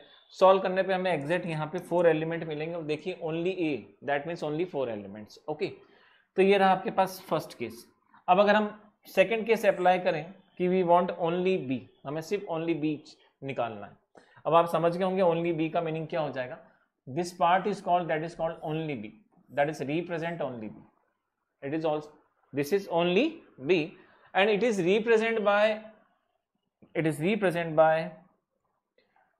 B difference A, that expression, और ये एक्सप्रेशन आपका बन जाएगा बी डिफरेंस ए, जिसको हम बोलेंगे ओनली बी। ये ओनली बी को रिप्रेजेंट कर रहा है। ऐसे कैरेक्टर जो बी में 3 और 8 हैं बट वो 3 8 ए को भी बिलोंग कर रहे हैं, तो वो उसका पार्ट अब नहीं होंगे, ये ओनली वन कैरेक्टर को रिप्रेजेंट करेगा, that is the only B. अब देखिए इसका भी कार्डिनल निकालना, इट्स वेरी इजी। तो फॉर्मूला तो आपके सामने ये दिख ही रहा है, तो आप जैसे इसको सॉल्व करेंगे यहाँ पे तो देखिए आपको क्या मिल जाएगा। यहाँ से नंबर ऑफ बी, आप पूरा एलिमेंट ले लीजिए, कंप्लीट बी यूज कर लीजिए, और उसमें से आप सब्ट्रैक्ट जब करेंगे तो नंबर ऑफ क्या हो जाएगा, ए इंटरसेक्शन बी। तो इस प्रकार से आप देखेंगे जो कार्डिनल आपको मिलेगा, that cardinal is represent by this one. Okay, अब देखिए हम आपको यहाँ से एक कॉन्सेप्ट और क्लियर कर देते हैं कि जब आप ए डिफरेंस बी लिखते हैं तो उसका एक फॉर्मूला हमने पहले डिस्कस करा हुआ है, A intersection B complement. A difference B इसी को रिप्रेजेंट करता है, ओनली ए को। ओनली ए और ए डिफरेंस बी आप देखेंगे तो सेम ही आएगा। जब आप बी का कॉम्प्लीमेंट निकालते हैं तो देखिए आपके पास 1 2 और 6 7 एलिमेंट्स आते हैं, राइट। और ए का मतलब होता है पूरे की कंप्लीट ऑल द एलिमेंट्स, और उसमें से जब इंटरसेक्शन निकालेंगे तो देखिए आपको क्या मिल जाएगा, आपको मिल जाएगा ए डिफरेंस बी। तो ए इंटरसेक्शन बी कॉम्प्लीमेंट का भी कई बार अगर हमसे कार्डिनल पूछा जाए कि number of A intersection B complement होगा क्या, तो एग्जैक्ट आप देख सकते हैं, आपको ये फॉर्मूला यहाँ पे दिख जाएगा, और सेम आपको ये निकल के आ जाएगा number of A minus number of A intersection B. तो आप इसी फॉर्मूले को देखेंगे तो ये फॉर्मूला इस फॉर्म में हमें दिखने लग जाएगा। हमने अपने सेकंड वीडियो के अंदर इसको बहुत डिटेल में स्टडी करा है कॉम्प्लीमेंट को। सिमिलरली आप जब यहाँ पे सॉल्व करेंगे और आपको फाइंड करना है ओनली दिस बी डिफरेंस से, तो बी डिफरेंस से आप देख सकते हैं B intersection A complement. A complement का मतलब जो ए का पार्ट ना हो, ए का पार्ट नहीं होगा तो देखिए ए का कॉम्प्लीमेंट ये सभी नंबर आ जाएंगे, और उसमें से बी का जब हम इंटरसेक्शन करेंगे तो एग्जैक्ट हमको जो मिलेगा वो बी डिफरेंस ए ही मिलेगा। तो इस प्रकार से हम देखते हैं यहाँ पे जब हम इसको सॉल्व करेंगे तो ये हमें इस पैटर्न में नजर आएगा। तो this is the cardinal A difference B and that is the B difference A. अब हम इसको और आगे डिस्कस करते हैं, और हमें अगर अब नेक्स्ट ये करना हो कि सिमेट्रिकल डिफरेंस का कार्डिनल निकालना है, तो आई होप सो आप सिमेट्रिकल डिफरेंस का कॉन्सेप्ट नहीं भूले होंगे। इसको वेन डायग्राम से समझते हैं, तो देखिए थोड़ा सा इसको रिवाइज कर लेते हैं। सिमेट्रिकल डिफरेंस में देखिए होता क्या है, सिमेट्रिकल डिफरेंस में आपको ये कार्डिनल फाइंड करना है, दिस वन ओनली। अब आप समझ गए होंगे, ये कार्डिनल फाइंड करना है मतलब इसका यूनियन फाइंड करना है आपको। आप देख सकते हैं इसका यूनियन निकालना है आपको, मतलब ये एलिमेंट्स आ जाएं, ये एलिमेंट्स आ जाएं, ओनली ए और ओनली बी। जब हम इसको डिफाइन करेंगे तो हम इसको बोलेंगे ओनली ए, और ये सबसे इंपॉर्टेंट टर्म है ओनली बी। हम यहाँ पे ए को भी ले रहे हैं और बी को भी ले रहे हैं, लेकिन ओनली केस ले रहे हैं जिसमें ओनली वन कैरेक्टर ही शो हो रहा है। अब आप देखेंगे जब आपको इसका यूनियन करना है ओनली ए और यूनियन बी का, तो ये आपके सामने फॉर्मूला दिख रहा है, आप इसको यूनियन कर सकते हैं। तो सिमेट्रिकल डिफरेंस को हम ऐसे भी रिप्रेजेंट करते हैं इस सिंबल से, so that is the A difference B union B difference A को हम इसे डेल्टा सिंबल से भी रिप्रेजेंट करते हैं, और नहीं तो हम अगर ये फॉर्मेट लिखना चाहें तो हम यहाँ पे ये भी डिफाइन कर सकते हैं कि A difference B union B difference है। अब आपको करना क्या है, आपको इस पूरे का कार्डिनल फाइंड करना है, इंटायर का कार्डिनल फाइंड करना है। तो देखिए आप इस काम करिए, इस पूरे को यूनियन कर दीजिए, वेरी इजी। तो number of A difference B union number of B difference A equals to, आप इन दोनों को ऐड कर दीजिए, तो आपको यहां से मिल जाएगा 2 times sorry number of A plus number of B. अब आप देखेंगे तो यहाँ पे आपको 2 टाइम्स जो मिलेगा वो डिफरेंस मिलेगा, आप चेक कर सकते हैं। इसको और इसको ऐड करेंगे तो आपको 2 टाइम्स मिलेगा। देन माइनस, यहाँ पे जब हम इसको सॉल्व करेंगे देन माइनस, इसको हम जगह का में नीचे लिख देते हैं, 2 टाइम्स ऑफ, यहाँ पे हमको मिल जाएगा ए इंटरसेक्शन बी, और ये उसका कार्डिनल हो जाएगा, तो minus 2 times of N A intersection B. तो आप देखेंगे यहाँ से हमको जो ये फॉर्मूला नजर आ रहा है, ये फॉर्मूला हमें डिफाइंड होता है इस प्रकार से। आप यहाँ पे 2 टाइम्स करके ओनली वही एलिमेंट्स फाइंड करेंगे जो ओनली ए और ओनली बी को डिफाइंड करेगा। क्लियर है? ओके डियर, सो हम आगे डिस्कस करते हैं। तो इस प्रकार से हमने इसको कार्डिनल फाइंड करा है, देखिए इसका कार्डिनल ये निकल के आ जाएगा। सो आपने देखा ओनली ए ओनली बी, और हमने यहाँ पे डिस्कस करा only A union only B का। अब हम डिस्कस करेंगे यहाँ पे मोर देन 2 सेट्स। आज हम डिस्कस करने वाले हैं 3 सेट्स के बारे में, 3 सेट्स को हम कैसे सॉल्व करते हैं। तो चलिए नेक्स्ट स्लाइड पे चलते हैं हम। And now this time we have a 3 sets. This is the set A, right, this is the set B and this is the set C। और इस प्रकार से आप देखोगे हमने यहाँ पे we having the 3 sets, set A, set B and we have a set C। okay, this part is A, हम यहाँ पे डिफाइन करेंगे और ये हमारा मिल जाएगा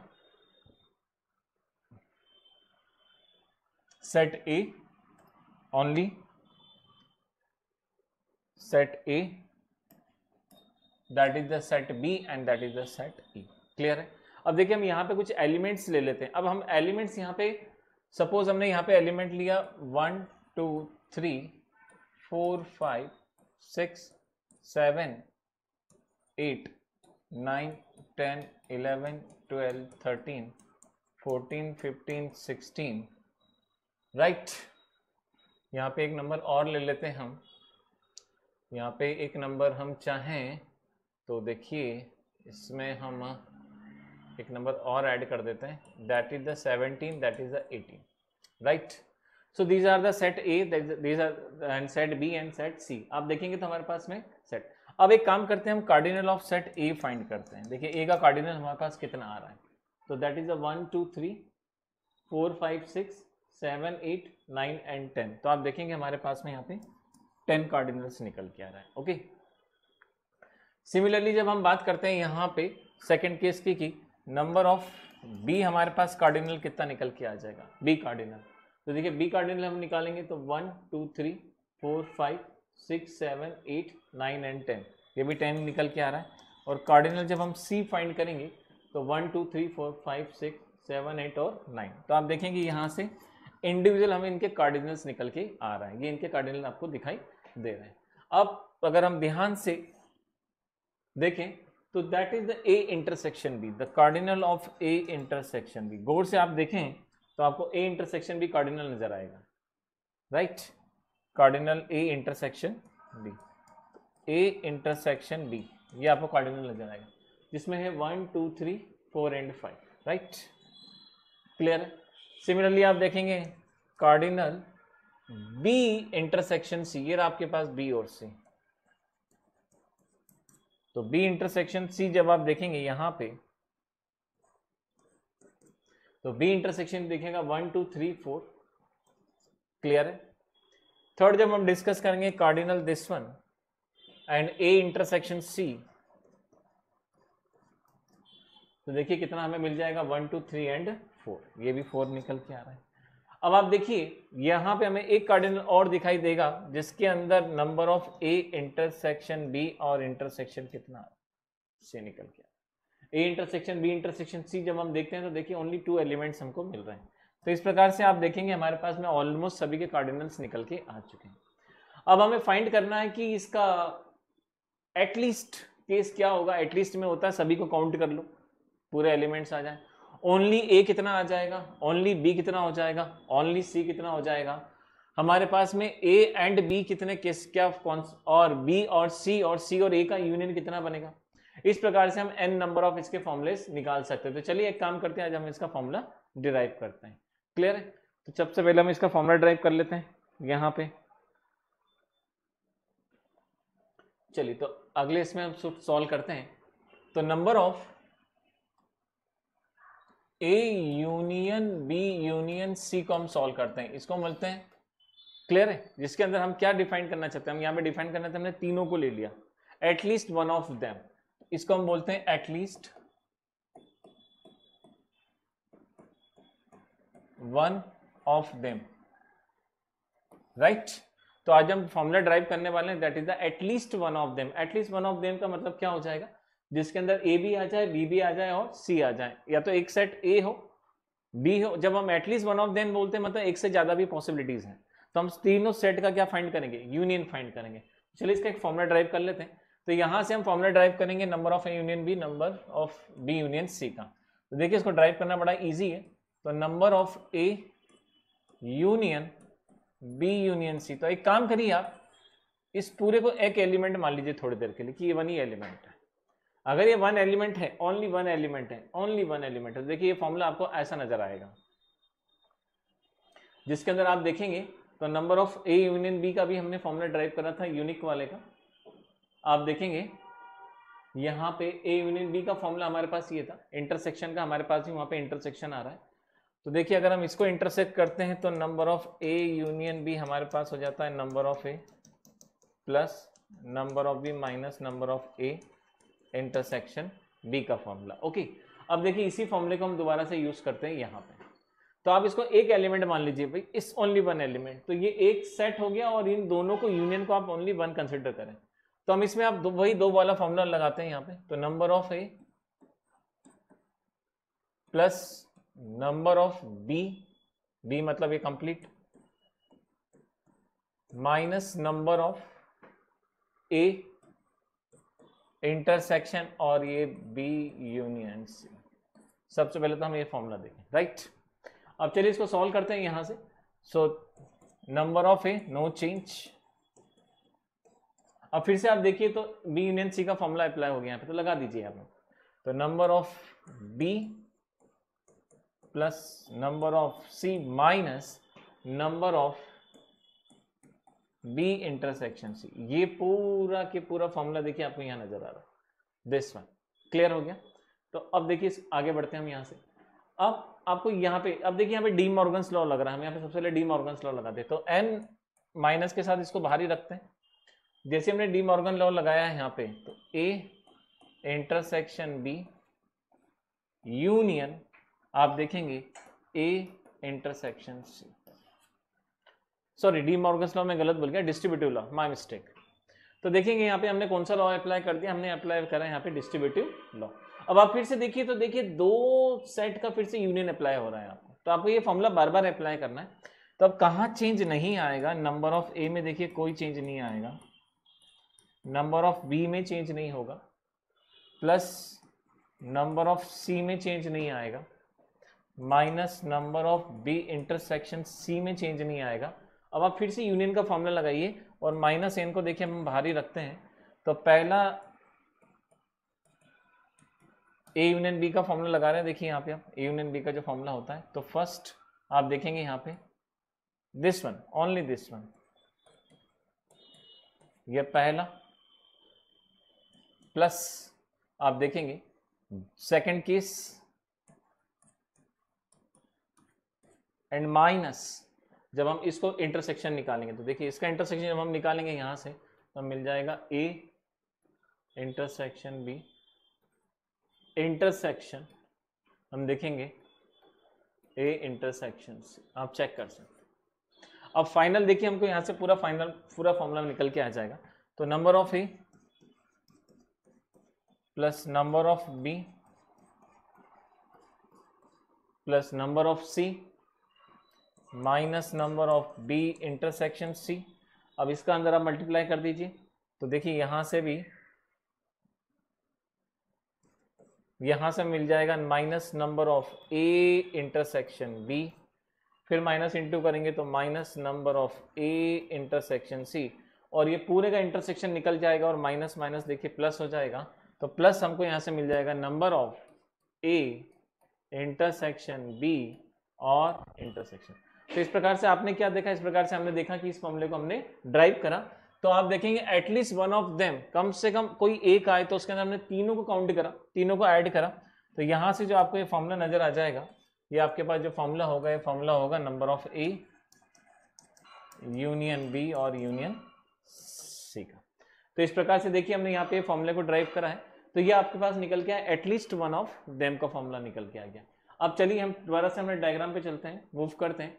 तो यहाँ से हमने एटलीस्ट वन ऑफ देम का जो फॉर्मूला निकल के लाए हैं, वो फॉर्मूला निकल के आ जाएगा number of A plus number of B plus number of C minus number of A intersection B minus number of B intersection C minus number of C intersection A, और ये प्लस आ जाएगा यहाँ पे number of A intersection B और intersection C.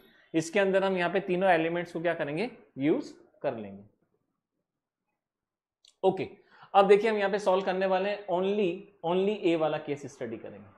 अब देखिए हम यहाँ जो डिस्कस करने वाले हैं, only we will discuss about the only A. अब ओनली ए के अंदर आप देखेंगे तो आपको क्या दिखेगा, ओनली ए के अंदर आपको दिखाई देगा ये जो कॉमन आ रहा है, और ये देखिए दोनों टर्म्स कॉमन आ रही है। क्लियर है, ये हमें ओनली ए वाला केस चाहिए। तो जब हमारे पास 3 सेट्स हों तो उसमें से हमें ओनली ए फाइंड करना हो, तो देखिए ओनली ए कैसे फाइंड करेंगे। तो इसको हम यही समझने की कोशिश करते हैं इसी स्लाइड पे। अगर ओनली ए हमें फाइंड करना है तो देखिए ए पूरा आप यूज कर लीजिए कंप्लीट। अब आप देखिए ओनली ए में ये वाला कंसेप्ट लगाइए। आप देखिए ओनली ए के अंदर लॉजिक यहाँ पे डिस्कस करा था इस स्लाइड के अंदर हमने, कॉम्प्लीमेंट वाली स्लाइड के अंदर। देखिए मैं देखता हूँ यहाँ पे हमने कहाँ डिस्कस करा है उसको, राइट। देखिए यहाँ देखते हैं, ओनली ये रहा हमारे पास में ए डिफरेंस बी का। आप देखेंगे तो अभी अच्छा उसको मैंने रब कर दिया था ओनली ए के अंदर। कॉम्प्लीमेंट वाला केस हमने जो डिस्कस करा था, देखिए ये कॉम्प्लीमेंट हम यहाँ पे डिस्कस करेंगे। क्लियर है, तो चलिए इसको सॉल्व करते हैं। ओनली ए निकालना है, तो ओनली ए का मतलब क्या हो जाएगा, बी यूनियन सी का होल कॉम्प्लीमेंट। देखिए आप, जिसके अंदर ना तो बी शामिल हो ना ही सी का एलिमेंट कोई कॉमन है, या कोई उसमें एलिमेंट उसके अंदर होना चाहिए। तो ना तो हमें बी चाहिए और ना ही हमें क्या चाहिए, सी चाहिए। हमें किसकी रिक्वायरमेंट है, ओनली ए की, मतलब ये 3 एलिमेंट्स आएंगे।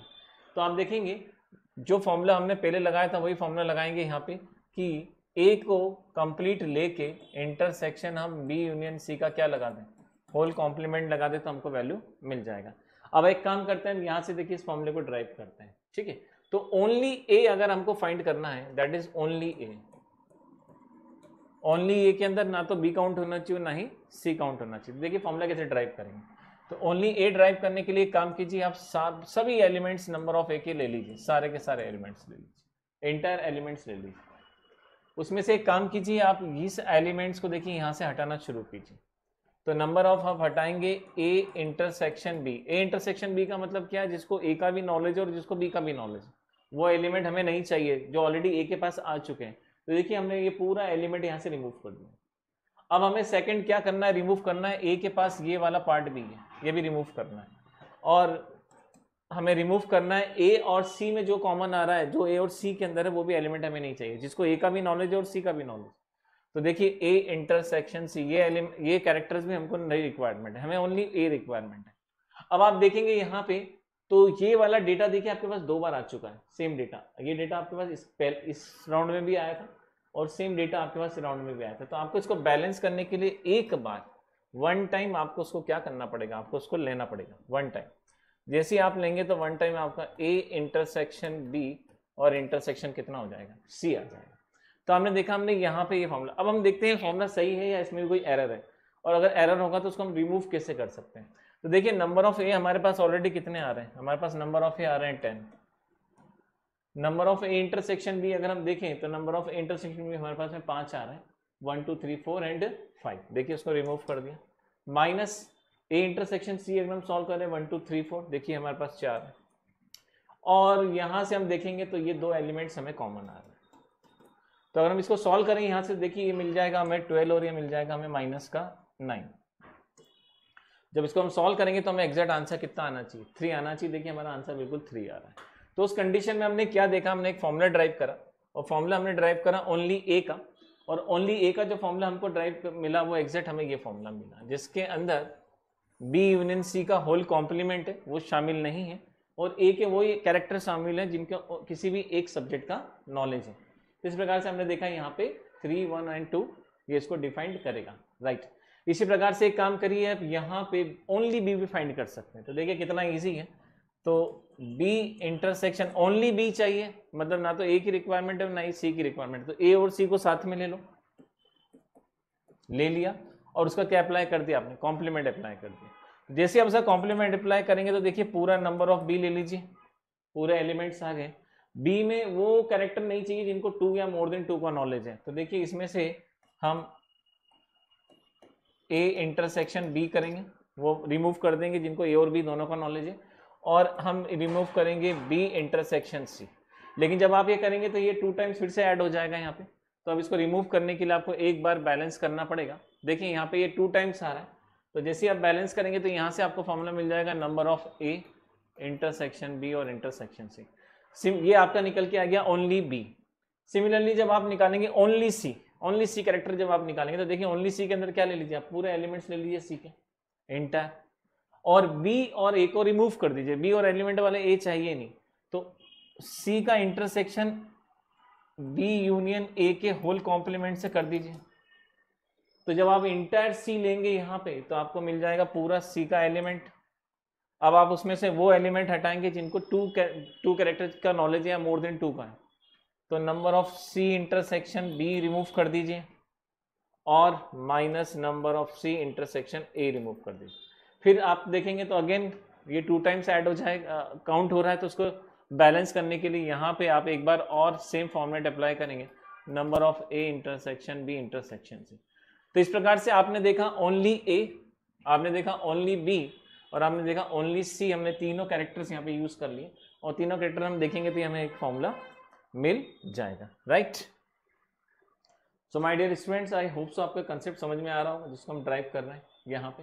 तो इस प्रकार से हमने देखा ये हमने फॉर्मूला ड्राइव कर लिया। अब देखिए इसी स्लाइड में हम ये भी डिस्कस कर लेते हैं कि हमें से कहा जाता है कि जिनको 2 सब्जेक्ट्स का नॉलेज हो, ए बी का नॉलेज हो, बी एंड सी का नॉलेज हो, और आप देखेंगे ए और सी का, मतलब इनको, तो एक काम करिए इन तीनों का यूनियन कर दीजिए, इट्स वेरी इजी। अब आप जब यूनियन करेंगे तो आप खुद देखिए 3 बार काउंट हो जाएगा। ये कैरेक्टर हमें मतलब 6 और 18 जो है ये हमें चाहिए ही नहीं, हमें चाहिए 3, 4 4, 5, 17 चाहिए, 12 एंड 13 चाहिए, 8 और 9 चाहिए, हमें ये कैरेक्टर रिक्वायरमेंट नहीं है। तो जब आप देखेंगे ध्यान से तो A union A intersection B जब निकालते हैं तो देखिए 6, 18 उसमें भी आएगा। जब हम फाइंड करेंगे ए इंटरसेक्शन सी उसमें भी 6 और 18 आएगा, और जब हम फाइंड करेंगे बी इंटरसेक्शन सी उसमें भी 6 और 18 आएगा। तो अगर हम इनको ऐसे कैरेक्टर्स हमें चाहिए जिन्हें 2 सब्जेक्ट्स का नॉलेज हो, they are known about the only 2 subjects, तो देखिए हम उसका फॉर्मूला यहाँ पे ड्राइव कर लेते हैं, इसका हमें फॉर्मूला क्या मिलेगा। तो चलिए इसको यहीं सॉल्व करते हैं। तो देखिए number of B intersection C union, सबको क्लब कर लीजिए, आप सबका यूनियन बना लीजिए यहाँ पे, number of B intersection A plus number of A intersection C. देखिए सबको हमने यूनियन ले लिया, सबको काउंट कर लिया। जैसे ही हम इन सबको काउंट करेंगे तो हम जानते हैं यहाँ पे इन सबका जब हम यूनियन निकालेंगे, ये तीनों का यूनियन निकालेंगे, तो देखिए दिस प्लस, हम यहाँ पे प्लस साइन ही अप्लाई कर देते हैं यहाँ पे, this plus this plus this, और यहाँ से आप एक काम करिए माइनस का 3 टाइम्स कर दीजिए, और माइनस का 3 टाइम्स हो जाएगा A intersection B intersection C, क्योंकि ये 3 टाइम्स रिपीट हो रहा था और ये ऐसा एरिया है जहाँ पे ए बी सी तीनों का नॉलेज है और हमें ओनली 2 की रिक्वायरमेंट थी। तो यहाँ पे आप देखेंगे हमें क्या मिला, हमें मिला A and B and C and C and A. इसको हम डिफाइन करेंगे ए एंड बी, क्योंकि इंटरसेक्शन ए एंड से रिप्रेजेंट होगा, union B and C and union C and A. तो आप देखेंगे हमें ये फॉर्मूला इस फॉर्म में मिल जाएगा। तो आपने देखा इस प्रकार से हमने ओनली ए फाइंड करा, हमने at least one of them find करा, हमने यहाँ से ये इंटरसेक्शन कॉमन निकाला, और ओवरऑल आप देखेंगे तो ये प्रॉब्लम को हम जब सॉल्व करेंगे, जब हम इसके क्वेश्चन से अप्लाई करेंगे तो उसमें ये आइडेंटिटीज हमें बहुत काम आएंगी और हम इनका यूज भी करेंगे वहाँ पे। तो हमें ये टर्मिनोलॉजी समझ में आना चाहिए कि only A, only B, only C का मीनिंग क्या होता है, A and B union B and C union C and A का मीनिंग क्या होता है, क्लियर हो गया। एटलीस्ट वन ऑफ देम का मीनिंग क्या होता है, और ऑल ऑफ देम का मीनिंग तो आपको पता ही है, जिनको तीनों का नॉलेज हो तो ऑलरेडी हम बहुत इजीली निकाल सकते हैं। तो इस प्रकार से निकाला। अब एक लास्ट कॉन्सेप्ट हम और डिस्कस करेंगे, और लास्ट कॉन्सेप्ट हम ये डिस्कस करने वाले हैं यहाँ पे। चलिए, हमने शायद उसको डिस्कस नहीं करा। अगर हमसे बोला जाता है ओनली ए और ओनली बी और ओनली सी निकालना है, मतलब ये वाला सेट चाहिए, ये सेट चाहिए और ये सेट चाहिए, तो देखिए बहुत ईजी है। आप इन तीनों को जोड़ दीजिए, इन तीनों इक्वेशंस को आप ऐड कर दीजिए तो आंसर आ जाएगा। तीनों इक्वेशन सामने लिखी हुई है। तो ये वाला पार्ट देखिए हम यहाँ से रिमूव कर देते हैं, थोड़ा स्पेस कम है यहाँ पे। तो देखिए हमको करना क्या है, हमें चाहिए ओनली ए और ओनली बी और ओनली सी। तो हम यहाँ पे लिखने वाले हैं ओनली ए और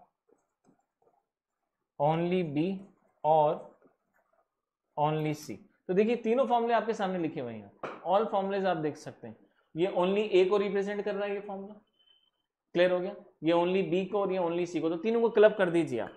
तो जैसे ही आप तीनों को क्लब करेंगे तो देखिए सबसे पहले तो आपको क्या मिलेगा, number of A, number of B, number of C, साथ में लिख दीजिए।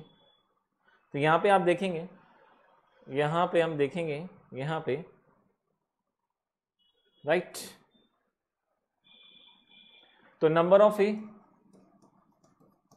Plus number of B plus number of C. अब आप ध्यान से देखिए, number of A intersection B, number of A intersection B 2 बार आ रहा है, दे आर 2 टाइम्स। इसी प्रकार से आप देखेंगे यहाँ पे ए इंटरसेक्शन सी 2 टाइम्स आ रहा है, क्लियर हो गया। और ऐसे ही आप देखेंगे B intersection C, B intersection ये भी 2 टाइम्स आ रहा है। तो एक माइनस लगा दीजिए, हम 2 बाहर कर दीजिए। A intersection B, number of B intersection C plus number of C intersection है। क्योंकि माइनस कॉमन निकाल दिया इसलिए सबको अंदर हमने प्लस कर दिया। अब आप देखेंगे ये टर्म 3 टाइम्स ऐड हो जाएगी, आप देखेंगे, और प्लस का हमें यहाँ पे मिल जाएगा इस प्लेस पे 3 times of number of 3 times of number of A intersection B और इंटरसेक्शन सी। तो इस प्रकार से जो फॉर्मूला हमने ड्राइव करा है, इस फॉर्मूले में हमें क्या नजर आ रहा है, इसमें ये समझ में आ रहा है कि only A union only B union only C जब हम फाइंड करें तो देखिए तो फॉर्मूला यहीं मिल जाएगा। तो ये फॉर्मूले जो आपने ड्राइव करे हैं, सारे फॉर्मूले हमने यहीं से ही ड्राइव करे। तो आज हमने 3 सेट्स का ऑल ऑफ देम डिस्कस करा, at least one of them discuss करा। हमने only A only B only C discuss करा। 2 कैरेक्टर्स का जिनको नॉलेज हमने वो डिस्कस करा, या only A union only B union C हमने लास्ट में डिस्कस करा। तो इस प्रकार से हमने देखा कि जितने भी कार्डिनल के कॉन्सेप्ट्स थे वो हमने यहाँ पे डिस्कस करे हैं। अब हम जब नेक्स्ट लेक्चर लेंगे उस लेक्चर में हम इसकी प्रॉब्लम्स सॉल्व करेंगे, क्योंकि सारी प्रॉब्लम्स लगाएंगे हम। एनडी और जेई के, आईआईटी जेई के सारे क्वेश्चंस हम यहाँ पे अप्लाई करेंगे, और ये सभी सारे फॉर्मुलेज उस समय आपको यूज आएंगे और ये टर्मिनोलॉजीज आपको यूज आएंगे। तो चलिए, थैंक यू वेरी मच आज के लिए। इसको रिवाइज कीजिएगा और आगे हम मिलेंगे अपने नेक्स्ट वीडियो में। Thanks a lot. जय हिंद, वंदे मातरम।